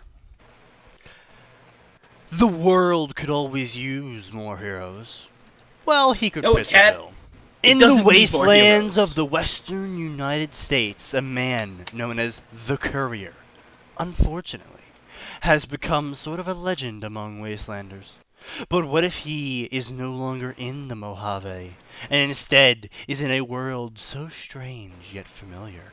That doesn't make sense No, at all. it would not be familiar in the slightest. Will the Courier survive, or will he perish alongside this Overwatch? Is the hero of the Overwatch Fallout fanfic named Wham Bam McCrawl? Day 9 is basically a 4K player. What's my MMR? My MMR is 3K, but I'm currently resting on my 2K laurels as my team continues to feed. I have watched him play some games of ranked. He does get some atrocious luck. Like, I'll be going like 21-0, and my team's just like, hey, you know what's fun? Feeding. And then I'll lose. Yeah, but even leaving that aside, okay, this is first of all, I personally always have a problem with pretty much any Elder Scrolls or Fallout story because you are trying It's inevitably to a assign... self-insert OC, yeah. And there's nothing wrong with that, because that's exactly how the games are supposed to be played. Yeah, exactly, yeah. But the issue with that is that when you try to write it, barring extreme fortune, my courier is not your courier. Yeah. And my courier didn't do things the way yours did. And not even that, though, is a bad trend with both Skyrim and Fallout fictions, is that they always have the main character be that one courier that was the completionist character that did literally everything. I carry 1v9 with Faceless Void. You know what the best thing about that is? You can chrono your teammates and not feel bad about it. Well, I mean, if you land the chrono on their entire team and you actually build damage Void, then yeah, I suppose so.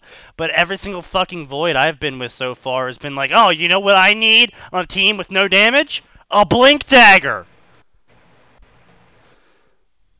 No one ever accused them of being intelligent, Sneaky. There is a reason why I'm still in 2K. It's because you're trash like the rest of us. You just don't Horrors admit I've it yet. seen. The things I've witnessed. Anyway, that's not what we're here for.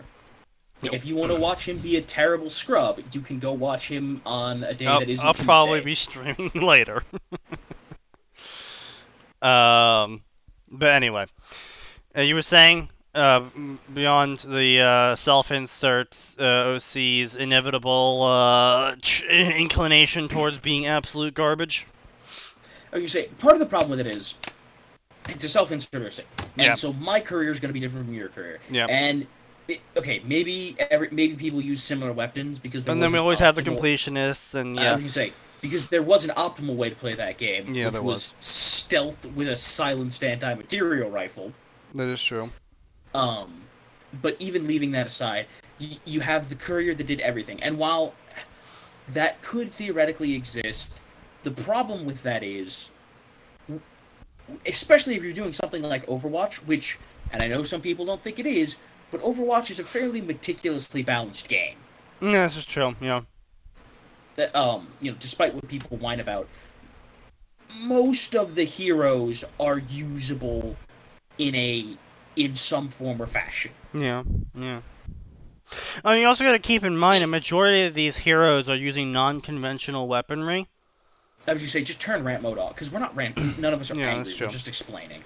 Yeah, most of these heroes are using non-conventional weaponry. In fact, I think McCree and Soldier 76 are like the only two that use actual guns. Well, I mean, Soldier 76 doesn't even use an actual gun. Like, he uses a gun based off actual guns, but... Well, I mean, no, he uses an actual gun and that shoots actual bullets. I'm not sure what exactly Reaper shoots, because he just tosses his guns and generates new ones. So I'm kind of doubting his ability to generate actual bullets. So they might just as well be shadow pellets or something. Yeah, I was gonna say, Sombra does use an SMG. Okay, she uses, but still, the majority of them are using unconventional weapons. You got arc lightning, we got plasma blasts, we got Bastion. He does use normal. I was gonna say Bastion has an actual gun, and I guess technically Torbjorn shoots molten metal. I guess Widowmaker does use actual bullets as well. I guess, yeah. But still, it's very... You know what Widowmaker would be? She'd be good in a Ruby crossover with her fucking gun. But, Don't give them ideas. But they're all very small caliber, though. I think the largest caliber may be either between Widowmaker, which... Maybe not, because she does use it as an assault rifle, so it's entirely possible it's either a 7.62 or a 5.56. I was going to say, honestly, probably the biggest caliber is probably McCree's Peacekeeper. That's what I was going to say. And that's a pretty small caliber. It's probably a 45 at best. Or 44 at best. So, I mean, fucking half of the shit that the courier could bring to bear is... fucking ridiculously overpowered, comparatively speaking. Well, I was gonna say the courier busts out an anti-material rifle. Like, just looking at the selection of conventional weaponry the courier has. Oh yeah. Busts out the AM rifle. Oh, hey, look, there's Diva's mech, Domer. Yeah.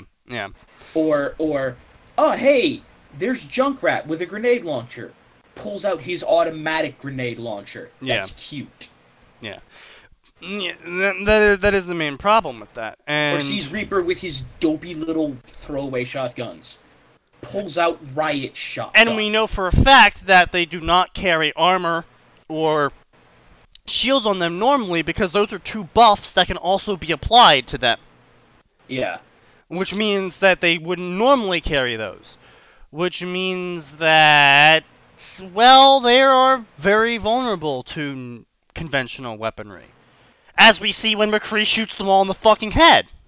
Yeah. With Courier's between Courier's VATS and some of the more high-powered calibers that he has access to, that's okay. Well, fucking a shit ton of people are dead. And that's not even counting the exotic things he has access to. And on top of that, you got some of the armors between big mountain armors and some of the armors you can find in the Divide. Their calibers are not going through. Their energy weapons aren't going through some of those things. Well, I was gonna say, even think about the fully intact riot armor that you get. Well, that's what I'm saying. The elite Divide. riot gear from the Divide is probably the best armor in the game when it comes to protection on all scales. And yeah, like, jeez. I mean, you tank, like, You can tank Deathclaws in that armor. yeah. I would say people with full-on assault rifles and Gatling lasers, just like they chip your health. Yeah. So, like. I mean, even obviously some of Reaper- this is game mechanics, but still at the same time, it offers an absurd level of protection. And it's full body coverage, too. So no lucky headshots from McCree or Widowmaker, either.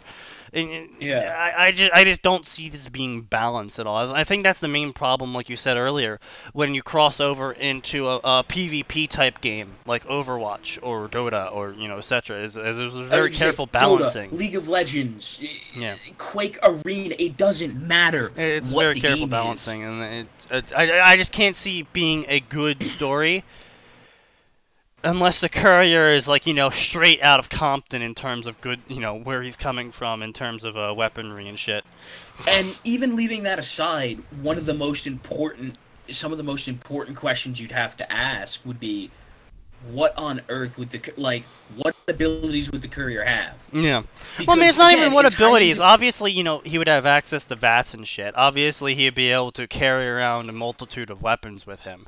Because again, this is non-game verse, which means Yeah, I know, but it's like. Yeah, what kind of shit would he even be able to bring to the table beyond the I know, guns? because Yeah. I mean, it is a question because as we do see through the shorts and the things and the comics they show us, Yeah. these people's special abilities. Oh, well, put them head and shoulders above everyone else. Yeah. Well, And not only do they put them head and shoulders above everyone else, but stuff like Winston going into a primal rage. That's a thing that he can actually do. Yeah. Yeah.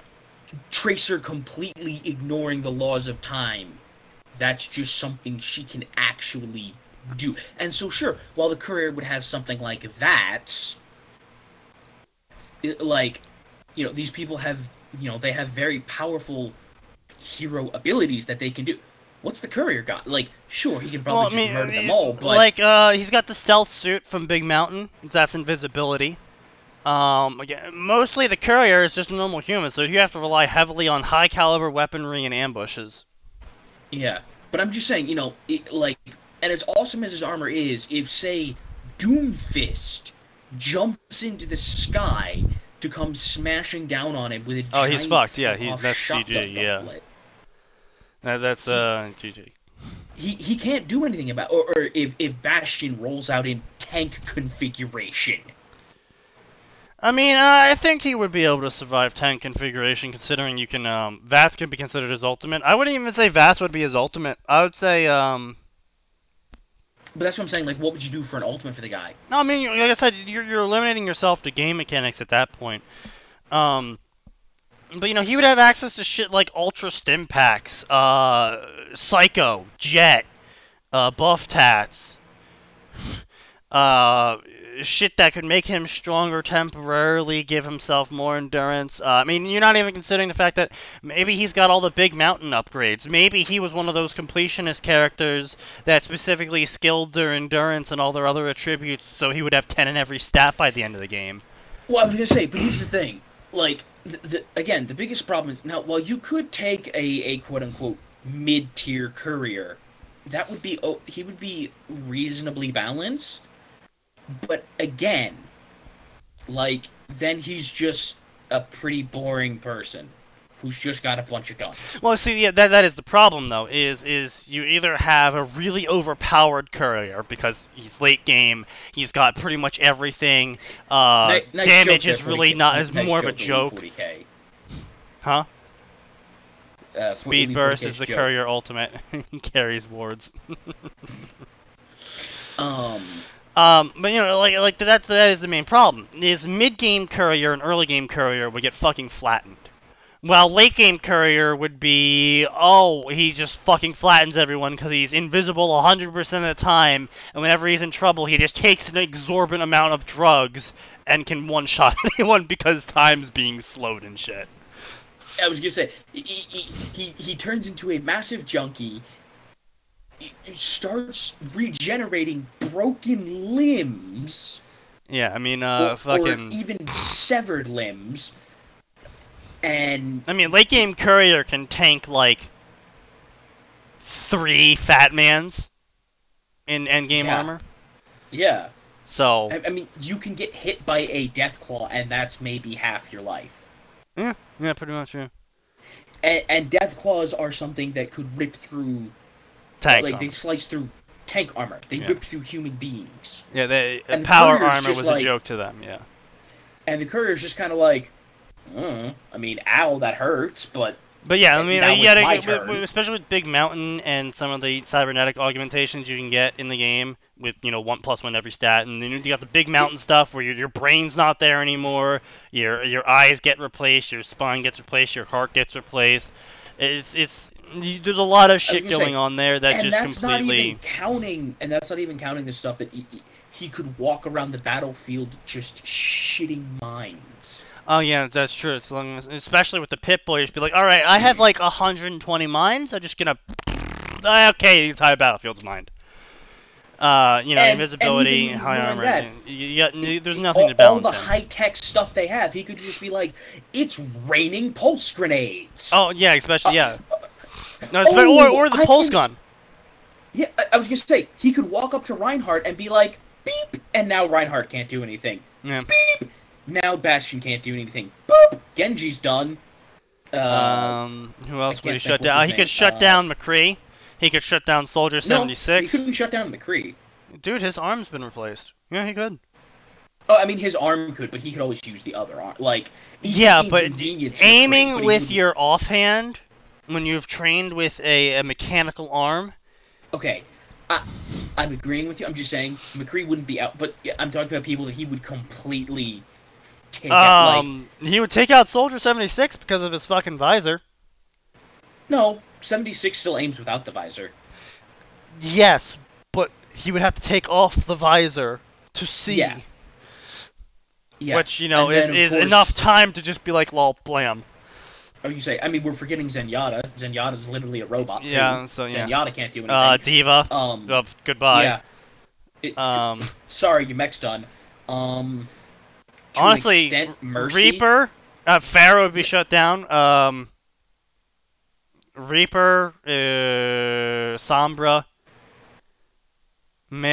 balance. Well, not show a transfer to fanfic. So, yeah, that is like I said at the start of this whole rant explanation of whatever.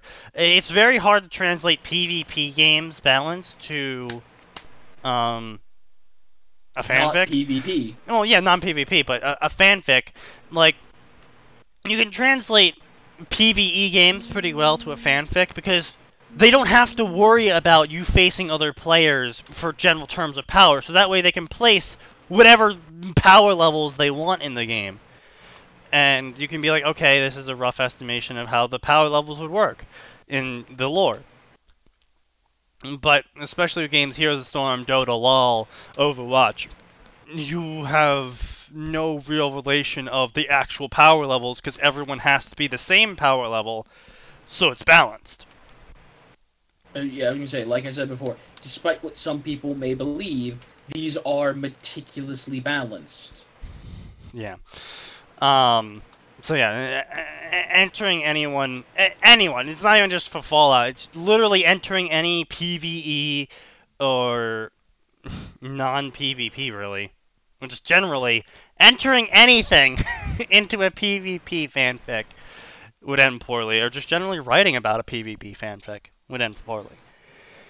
Unless you are specifically sticking with just that thing.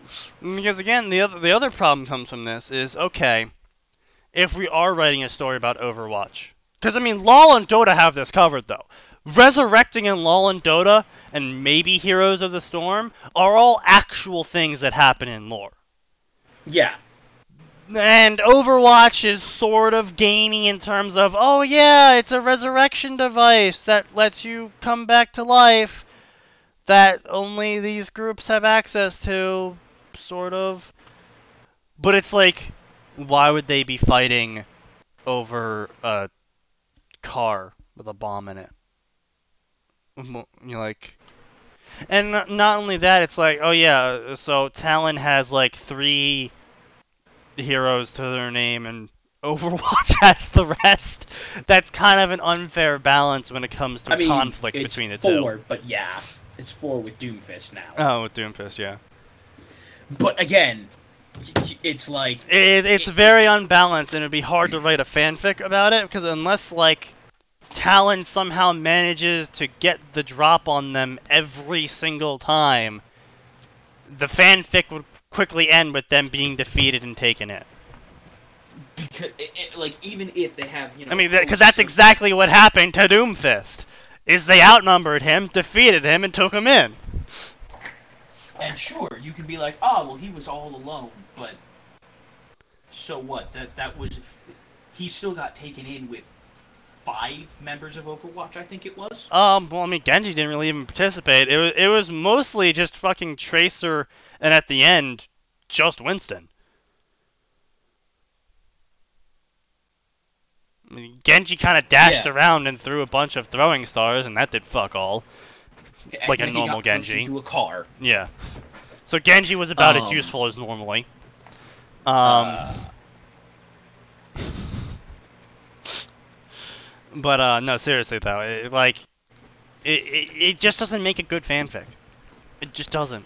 There's not enough to. Is the idea in and of itself kind of intriguing? Maybe. A little, but there's too many logistical problems where it doesn't work. Yeah. It just doesn't. In the end, it just doesn't work. But anyway, we've ranted on long enough. If Twitch would actually fucking tell me how long we've been ranting for, I'd be able to give you guys an average estimate of what time we, Oh, we've been ranting for about 45 minutes about this story without even actually fucking reading it. Good job. Good job, us. Because it's terrible. Anyway, so let's get into it so we can actually start criticizing it. It's not too long, though, so it shouldn't take us that long. I was going to say, we can probably fit... This should probably be the last thing we read. Maybe. Anyway. Maybe, or we could go a little bit longer because I will not be here. I potentially will not be here unless I, get a laptop set up to, Because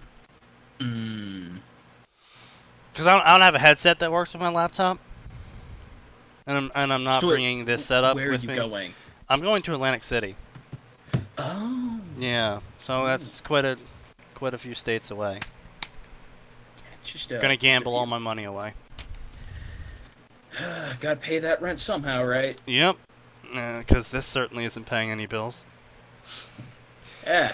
Give us more money so we can keep doing this. 2,283. It was an arid, dry day in the Mojave. If you're just doing 2 descriptors, it's the word and, not a comma.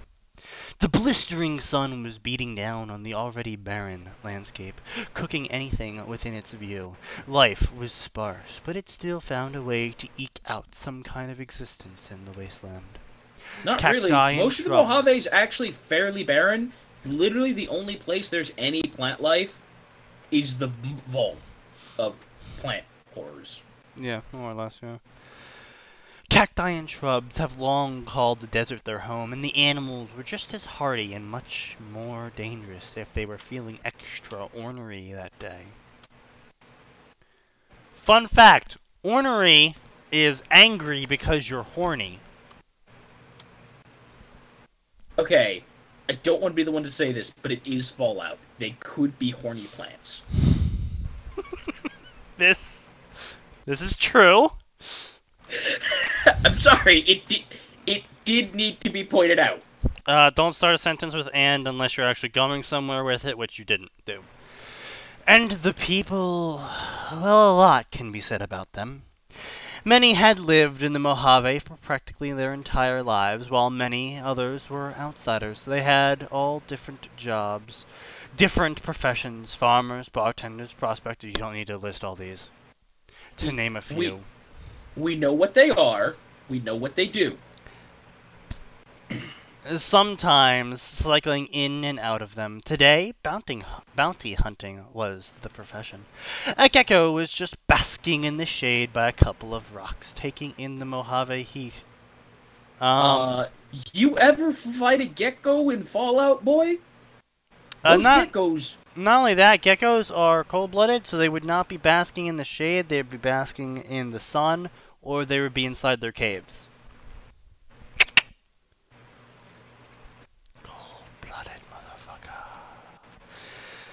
He was undisturbed and was relaxing under his shelter for a couple of minutes before he heard footsteps not too far from where he was. Opening his eyes, he is surprised to see a rather large figure draped in brown with metal on its head walking along the stretch of road he was basking by. The gecko would not be making these observations, so this is a poor way to introduce your character.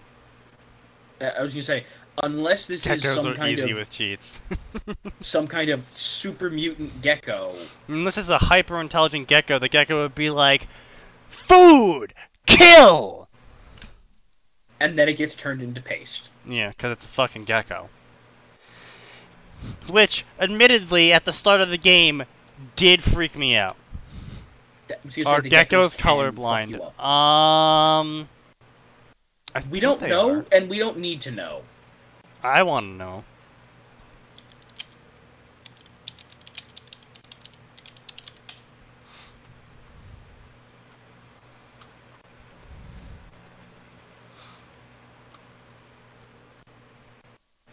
Really? This is what we're doing with ourselves now?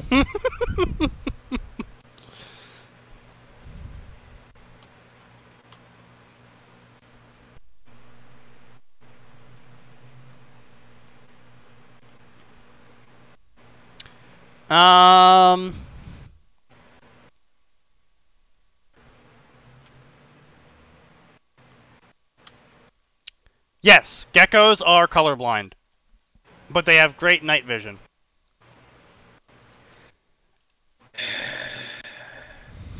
And now I've been forced to learn thanks to this terrible story. And now you know.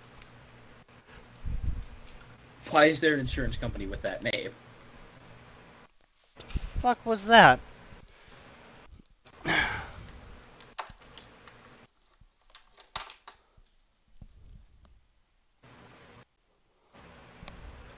What the fuck? Okay, that was weird. What happened? Heard a sound. Anyway. You're hallucinating again, boy. There was also another slightly smaller piece of metal slung over its backpack with a large, dark piece of metal strapped to its side. You used the word backpack. Is not. Excuse me. The geckos are not gonna. A gecko is not gonna be thinking. They're trying to do half-half. They're like, oh, it's a piece of metal slung here and here with another piece of metal here, next to the backpack. Okay, so if you're gonna go with piece of metal to describe shit, don't use the word backpack, because I'm pretty fucking sure a gecko doesn't know what the fuck a backpack is. Like, maybe fleshy lump on his back or something? A fleshy lump attached to him? I don't know what an animal thinks. Which is why you shouldn't describe from one! You say you shouldn't be using the the gecko. You do not know what you speak, son! No, seriously, you're dumb, and this entire idea is dumb. So anyway, blah blah blah. Gecko continues to describe a dog. Misspells the word gray. Dust fizzle as he sees the gecko run behind rocks. And so the gecko had enough presence of mind to run away. I mean, I guess. Just say, that's a first for a gecko in that game. Mecco. The man thought before returning to his gaze, pen, piece of paper, wanted poster. Blah blah blah. Wanted gecko belt. Leader of a gang of tech raiders. Oh boy, I see how he's getting to the Overwatch world. Wanted by NCR, murder, theft, assault, rape, Brahmin rustling, armed and dangerous, blah blah blah, raider, Nipton. Really? Brahmin rustling. Nipton?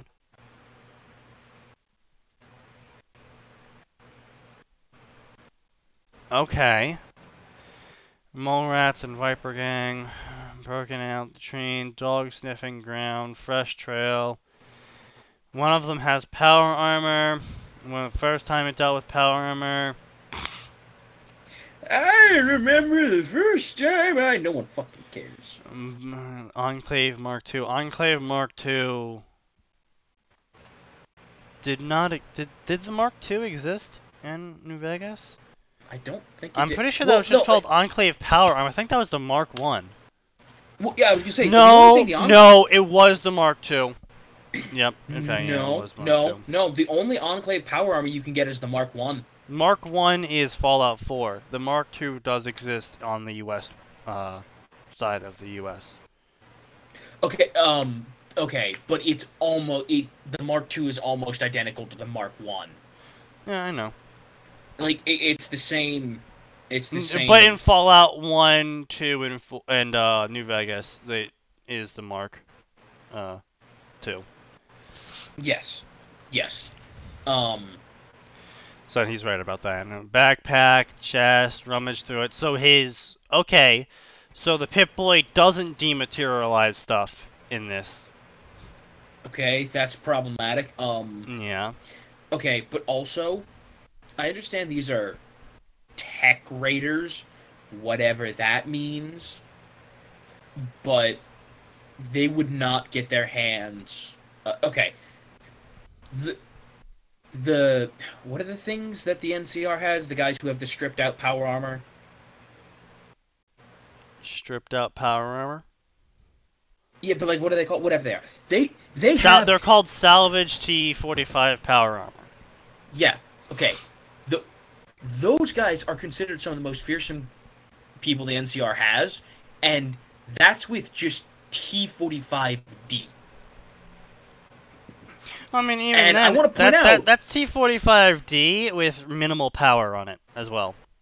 I was gonna say, here's the thing: that's T-45D with almost no power. But the point I'm trying to make here is, they had to fight the Brotherhood tooth and nail to get some of them. What is essentially completely useless T-45D. It's really fancy ballistic gear. That's what it is. Yeah. No one in the NCR has T-51B. They probably don't even know that T-51B is a thing. Or maybe. Okay, maybe they know T-51B is a thing. But, my point being, none of them had T-51B. Yeah. The only reason you get Mark II in New Vegas is if you actually find Enclave remnants and go to an old Enclave bunker. If you do the specific companion situations you do for a arcade. Specific quest. So yeah, it's a very specific order you have to go in to even get a set of XO2. So these tech raiders whatever they are. Yeah, I highly Are doubt they're going to not- require tech that can fucking pierce a hole in dimensions. But not even that. They're certainly not going to have. Maybe they to would be have fair- a suit of super beat up T-51B. To be fair, They're not going to have. he Mark isn't II. saying they had, like, a specific set of power armor. He is saying, though, they have power armor. Like, in general. Yes. And Fallout 4 did suggest the theory that raiders would take the power armor frames and just slap metal plates onto them. Yes. And that is a thing. But again, that's only very specific raiders, because you still have to be trained in how to use power armor. Not according to Fallout 4, figure but it out. yeah. Okay, but Fallout 4 did a lot of things that don't Yes, make any Fallout sense, 4 did a lot of things that were... that contradict previously established. And But, I mean, to be as- fair, if it was so easy... Because apparently it is easy to learn how to use power armor. I would say... if someone shows you. Yeah. I would say it's fairly simple to learn how to use it on a basic level, even without someone to explain it to you. Yeah. Alright, that's fair enough. But I want to point out that even... And as far as the Mark II They will goes, steal the Overwatch universe. that would be fantastic. The universe is on the power armor's neck. I don't know. I'm trying to make a Men in Black joke here. I can't do it. Anyway. And I want to also point out, the Mark II is so ridiculously complex that the Brotherhood of Steel, the most... let's be real. The most technologically advanced faction that isn't the Enclave. Yeah. By the time Fallout 4 rolls around, when they have had years to tinker with the different variants of They still don't Mark roll III, it out. Mark Yeah. 4, they still haven't figured out how to make that. Yeah. And they don't even issue it for people to use because they can't figure it out. Like, Yeah. they're like, we're not gonna just get, like, their big important exploratory mission, not even Elder Maxon got, like, a suit of Mark 4. Yeah. Or Mark 3, whatever it is. Like, Exactly. Alright, so I'll be right back. Gotta, yeah. alright. You, cover it from Mojave Yep. Desert, roughly Yep. 100 miles out. From the Mojave Desert, roughly 100 miles out. That's gonna require one hell of a plane trip, so I'm not sure if I can do that. And, of course, he is gone. Which means you guys are stuck with me. Wasn't the first time he dealt with power armor. He then swings the backpack to his chest and starts to rummage through it. He had a couple of grenades of varying types that he always kept handy if the situation calls for it, which it soon might. However, he always preferred a long-range option, especially one with some extra kick. So he grabs the black rifle from the holster on his backpack and starts to insert long 45-70 government rounds through the receiver and chambers around with the lever, resulting in a satisfying noise of metal grinding and clicking. Alright, Cooper, lead the way. With a bark, the dog then briskly walks ahead of him, sniffing the ground as he does. Who sends dog meat first? Why would you do... I know it's not dog meat, but it's dog meat. Why would you send the dog first? The dog is going to get shot. They follow the trail for some time, not long before they pass Nipton ruins until Cooper leads them to the target. Within a few minutes, they reach the site where the tech raiders were camped out. Of course, it's the Mojave Drive-In. The question of why they were there was then immediately answered. So that's what you're all there for, huh? The bounty hunter says. The bounty hunter thought, perched behind a rock, peering through the scope of his brush gun at the group of raiders. Standing around a crashed satellite. Couldn't resist big mountain tech, he says, as he pulls back the hammer on the rifle. Okay, so he knows what big mountain tech is. So this either implies he's been to Big Mountain before, or he's at least listened to radio broadcast. The problems with this being, like, the first person who walks up to it gets teleported. I don't know if it consistently continues to teleport people, but I would guess not. No, since it no knocks one... you out and teleports you. Well, I know it knocks you out, but I'm saying, as far as we It know, does you're the last consistently as person. well teleport you, because, it does produce It's a the- continuous stream of lobotomites. True.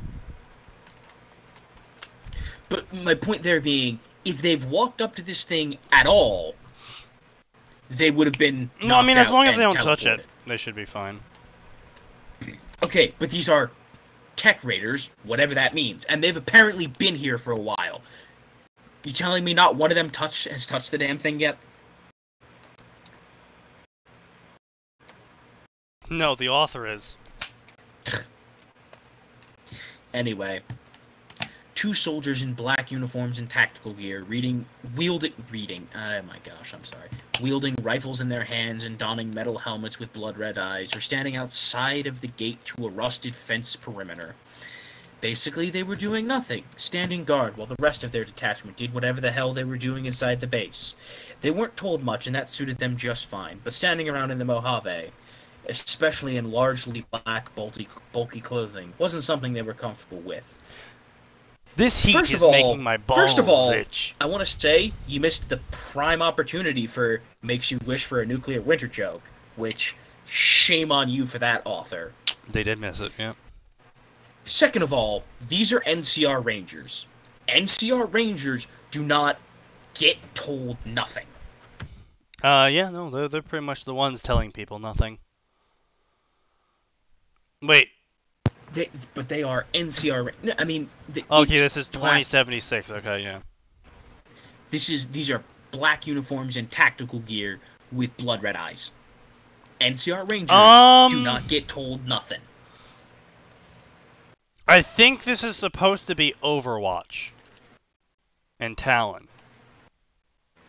Yeah, because he's making my. Yeah, so there is a 200-year difference, 205-year difference between him shooting at these tech raiders and okay, yes, what's going on here. So I think this is supposed to be Talon. Maybe. They're currently guarding the entrance to what seemed to be an old military base that was either decommissioned or abandoned long ago. Didn't look like it was worth anything. But it was apparently important enough for a detachment to be sent to scope out and scavenge the place. The briefing, recon, important tech. Used to be an Overwatch site, just wish we were always put on guard duty. Tumbleweed, dark object in the sky became larger, landed between him and the other guard. Oh fuck. Everything else was a blur as he leaned on the chain link fence, helmet, clutching his ears, vision. Came back slowly. Other guard was overpowered by a blue-orange blur. Metal grabbed him by the shoulder, turned him around, and got pistol whipped in the face. Oh, this is McCree? Okay, Sorry about that. Yep, McCree. And we can say, okay, McCree just kills people. He was part of Blackwatch. Yeah. They just killed people. Sorry about that. Man flipped over his revolver, holstering it. Stetson hat. Looked over at the other guard. Chokehold. Blah, blah, blah. Tracer. Grabbing. Lit up. Needing help. Trace. I'm good. McCree just have to. Increasing the pressure until he finally became weaker and drifting to unconsciousness. So, despite common thought, A, Tracer isn't that strong. Especially not a, muscly trained guard. B, choking someone out that way actually takes quite a bit of time. Yeah. Turns out choking people unconscious is kind of hard. Yeah, no, especially in chokehold like that. Yeah, no, Tracer would have been easily overpowered. She is not. Even with this guy being flashbanged. Yeah, no, he is not a, This is your average grunt, so I'd expect him to go to the gym quite often. Tracer doesn't. And if she is, she's not doing anything more than 20-pound weights with the arms that skinny. Acrobatics, probably, but acrobatics doesn't let you overpower someone who probably outweighs you by 160 pounds. And not even that, like... not to be mean to poor Tracer here, but it's pretty routinely shown that she Like, she doesn't fight in a conventional way, because why would she? She can go through time. Not only that, she was a fucking mechanic / pilot before that or whatever, right? So it's not like She she was just even a pilot. like as her job, she wasn't exactly hitting the gym every day before that, you know. She was a test pilot. Actually, now that I think about it, if anything, she's a Green Lantern. now that I think about it, is it even possible for her to like gain muscle and shit? Because you know the whole time warping backwards and forwards thing. Yeah, I mean, here's the thing: she exists as long as she's wearing the thing for. I just thought of something. What? That's got to make it really hard to be intimate with her girlfriend, because she always has to wear that harness. I hope it's waterproof. I mean, I hope it is too. But I mean, as we clearly saw, the second that Doomfist broke that harness, she phased back out of time. Yeah. Man, that would prevent so many complications.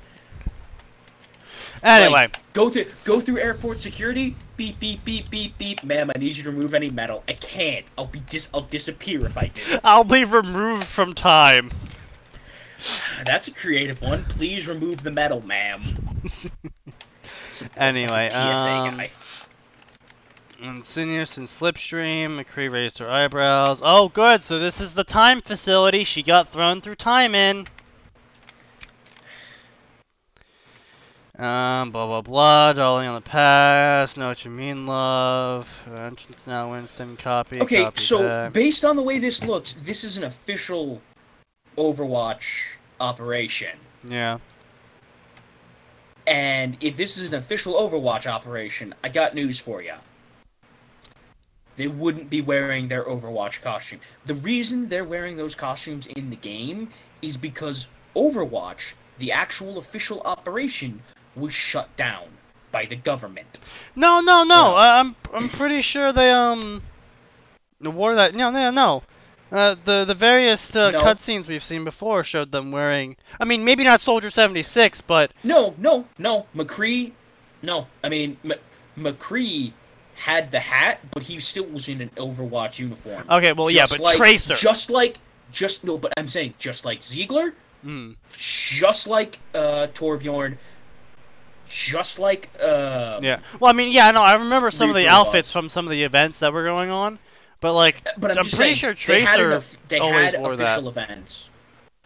No, she had an actual in one of the comics they showed, the one that was the lead up to the event where you saw the uniforms. I'm pretty sure she was in uniform. Because again, it was an official. Yeah, but like when they were taking in point. Doomfist, that was an official thing.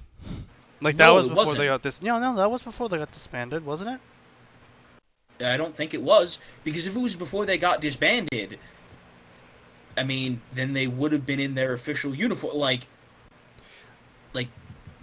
Well, That's I mean, the thing. it's not like Genji could wear a uniform. No, It's but not he like was part of the Winston- Black Watch, and his Yeah, outfit true. was all black. Anyway, yeah, Blizzard's being confusing. Yes, this is mostly Blizzard's fault, not the authors. Diva's part of the army before that, right? I was gonna say, yeah, Diva, she was part of the actual military before that, so can't use her as an example. Yeah. Well, no, because they're saying isn't Diva on standby? I'm pretty sure Diva wasn't part of Overwatch until after they got reactivated. She was not. And so is this like a post-reactivation? I mean, if it is, I mean, I guess. Does Tracer age? that's another one that I'm not quite sure about the answer to. Retrieve the blueprints. Good luck, Winston out. The problem is here, we don't know what we don't know. Mention the courier is based off of a modded playthrough. Okay, so probably WMX and Project Nevada and that various stuff. I mean, you can base it off of whatever you like, but fuck your mods. It's just, well, I mean, no, Project Nevada and WMX add some very valuable stuff that was in, Fallout 1 and 2 that they didn't have. I know, but it's not... And I just punched my glasses off into a dark corner of my room. Yeah. Good job, me. Anyway, let's finish this up. Yep, alright, so final decision on this story. Good grammar, I guess. You could say there's no real spelling errors, no real grammar errors, but pretty uninteresting plot, really janky way to introduce characters. No real description of, I mean, 2076, is that post or pre? And for whatever reason, excuse me, and for whatever reason, you've decided, like... We got a really odd antagonist to set up why the courier would be suddenly transported to the Overwatch verse. Like, here's the thing, like, instead of all this faffing about with tech raider, like, this person's clearly been to the big mountain. Yeah, just have them do a visit or something and be like, oh, poof, boom, they're here now. Move the fuck on, get the plot going. I was gonna say, you could easily be he wanted to teleport back to Big Mountain. No, gotta call from Big Mountain. They have something to share with him. Something. There's plenty of ways you could do it without this nonsense and get to the important part of the story. And even if you want to have some setup, we don't need this crap with Overwatch.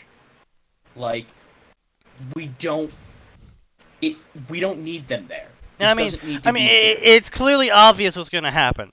They're going to go in there, fight a bunch of Talon troopers, and either one of the Talon operatives, like Reaper or something, are going to show up and they're going to fight, and they're just, in the nick of time, the courier is going to appear through the time warp and save the day, and they're going to be like, hey, courier, you should join Overwatch, and he'll be like, yeah, sure, only if I can stick my dick in you. Yeah. Anyway, we're done here. Stream's done. Yeah. Past time. This is trash. Yep. Let's go eat dinner. Good night, everybody. Yeah. Well, Atin leaves. I'll give the closing statements as I normally do. Thank you for everyone chilling out with us today. Statements. Yeah. Thank you for everyone chilling out with us today and enduring the absolute garbage we have covered. If you enjoyed this, feel free to join us at 7 p.m. on Tuesdays and Fridays as usual. Maybe not next week, though, as I will be traveling. See what I can do with that. We don't know why you people come back for this. We really don't. You should. We appreciate it, though. It makes us wake up in the morning. Well, on Tuesdays and Fridays, at least. Yeah. We spend the other days of the week hibernating. Indeed. If you enjoyed this enough that you want to watch more now, you can check out the YouTube page in the panels down below. Just click on the image and then I'll bring you to We have archives of all our streams. Yeah. We used to do game stuff on there, but now it's basically just an archive page. If you want to check out our fanfiction, my discontinued fanfics are under my username. But I also have 1,000-something actually favorited fanfictions, which are all fanfictions I recommend. So if you want to go down there and pick up some actually good fanfiction, you can check out my username in the panel down below, or you can check out Devil Force Fanfiction for the collaborative fanfiction username that we are currently posting underneath for Dark Souls and Ruby fanfics. Anyway, we love you all. Thank you for coming. Good night. Peace out, motherfuckers. If my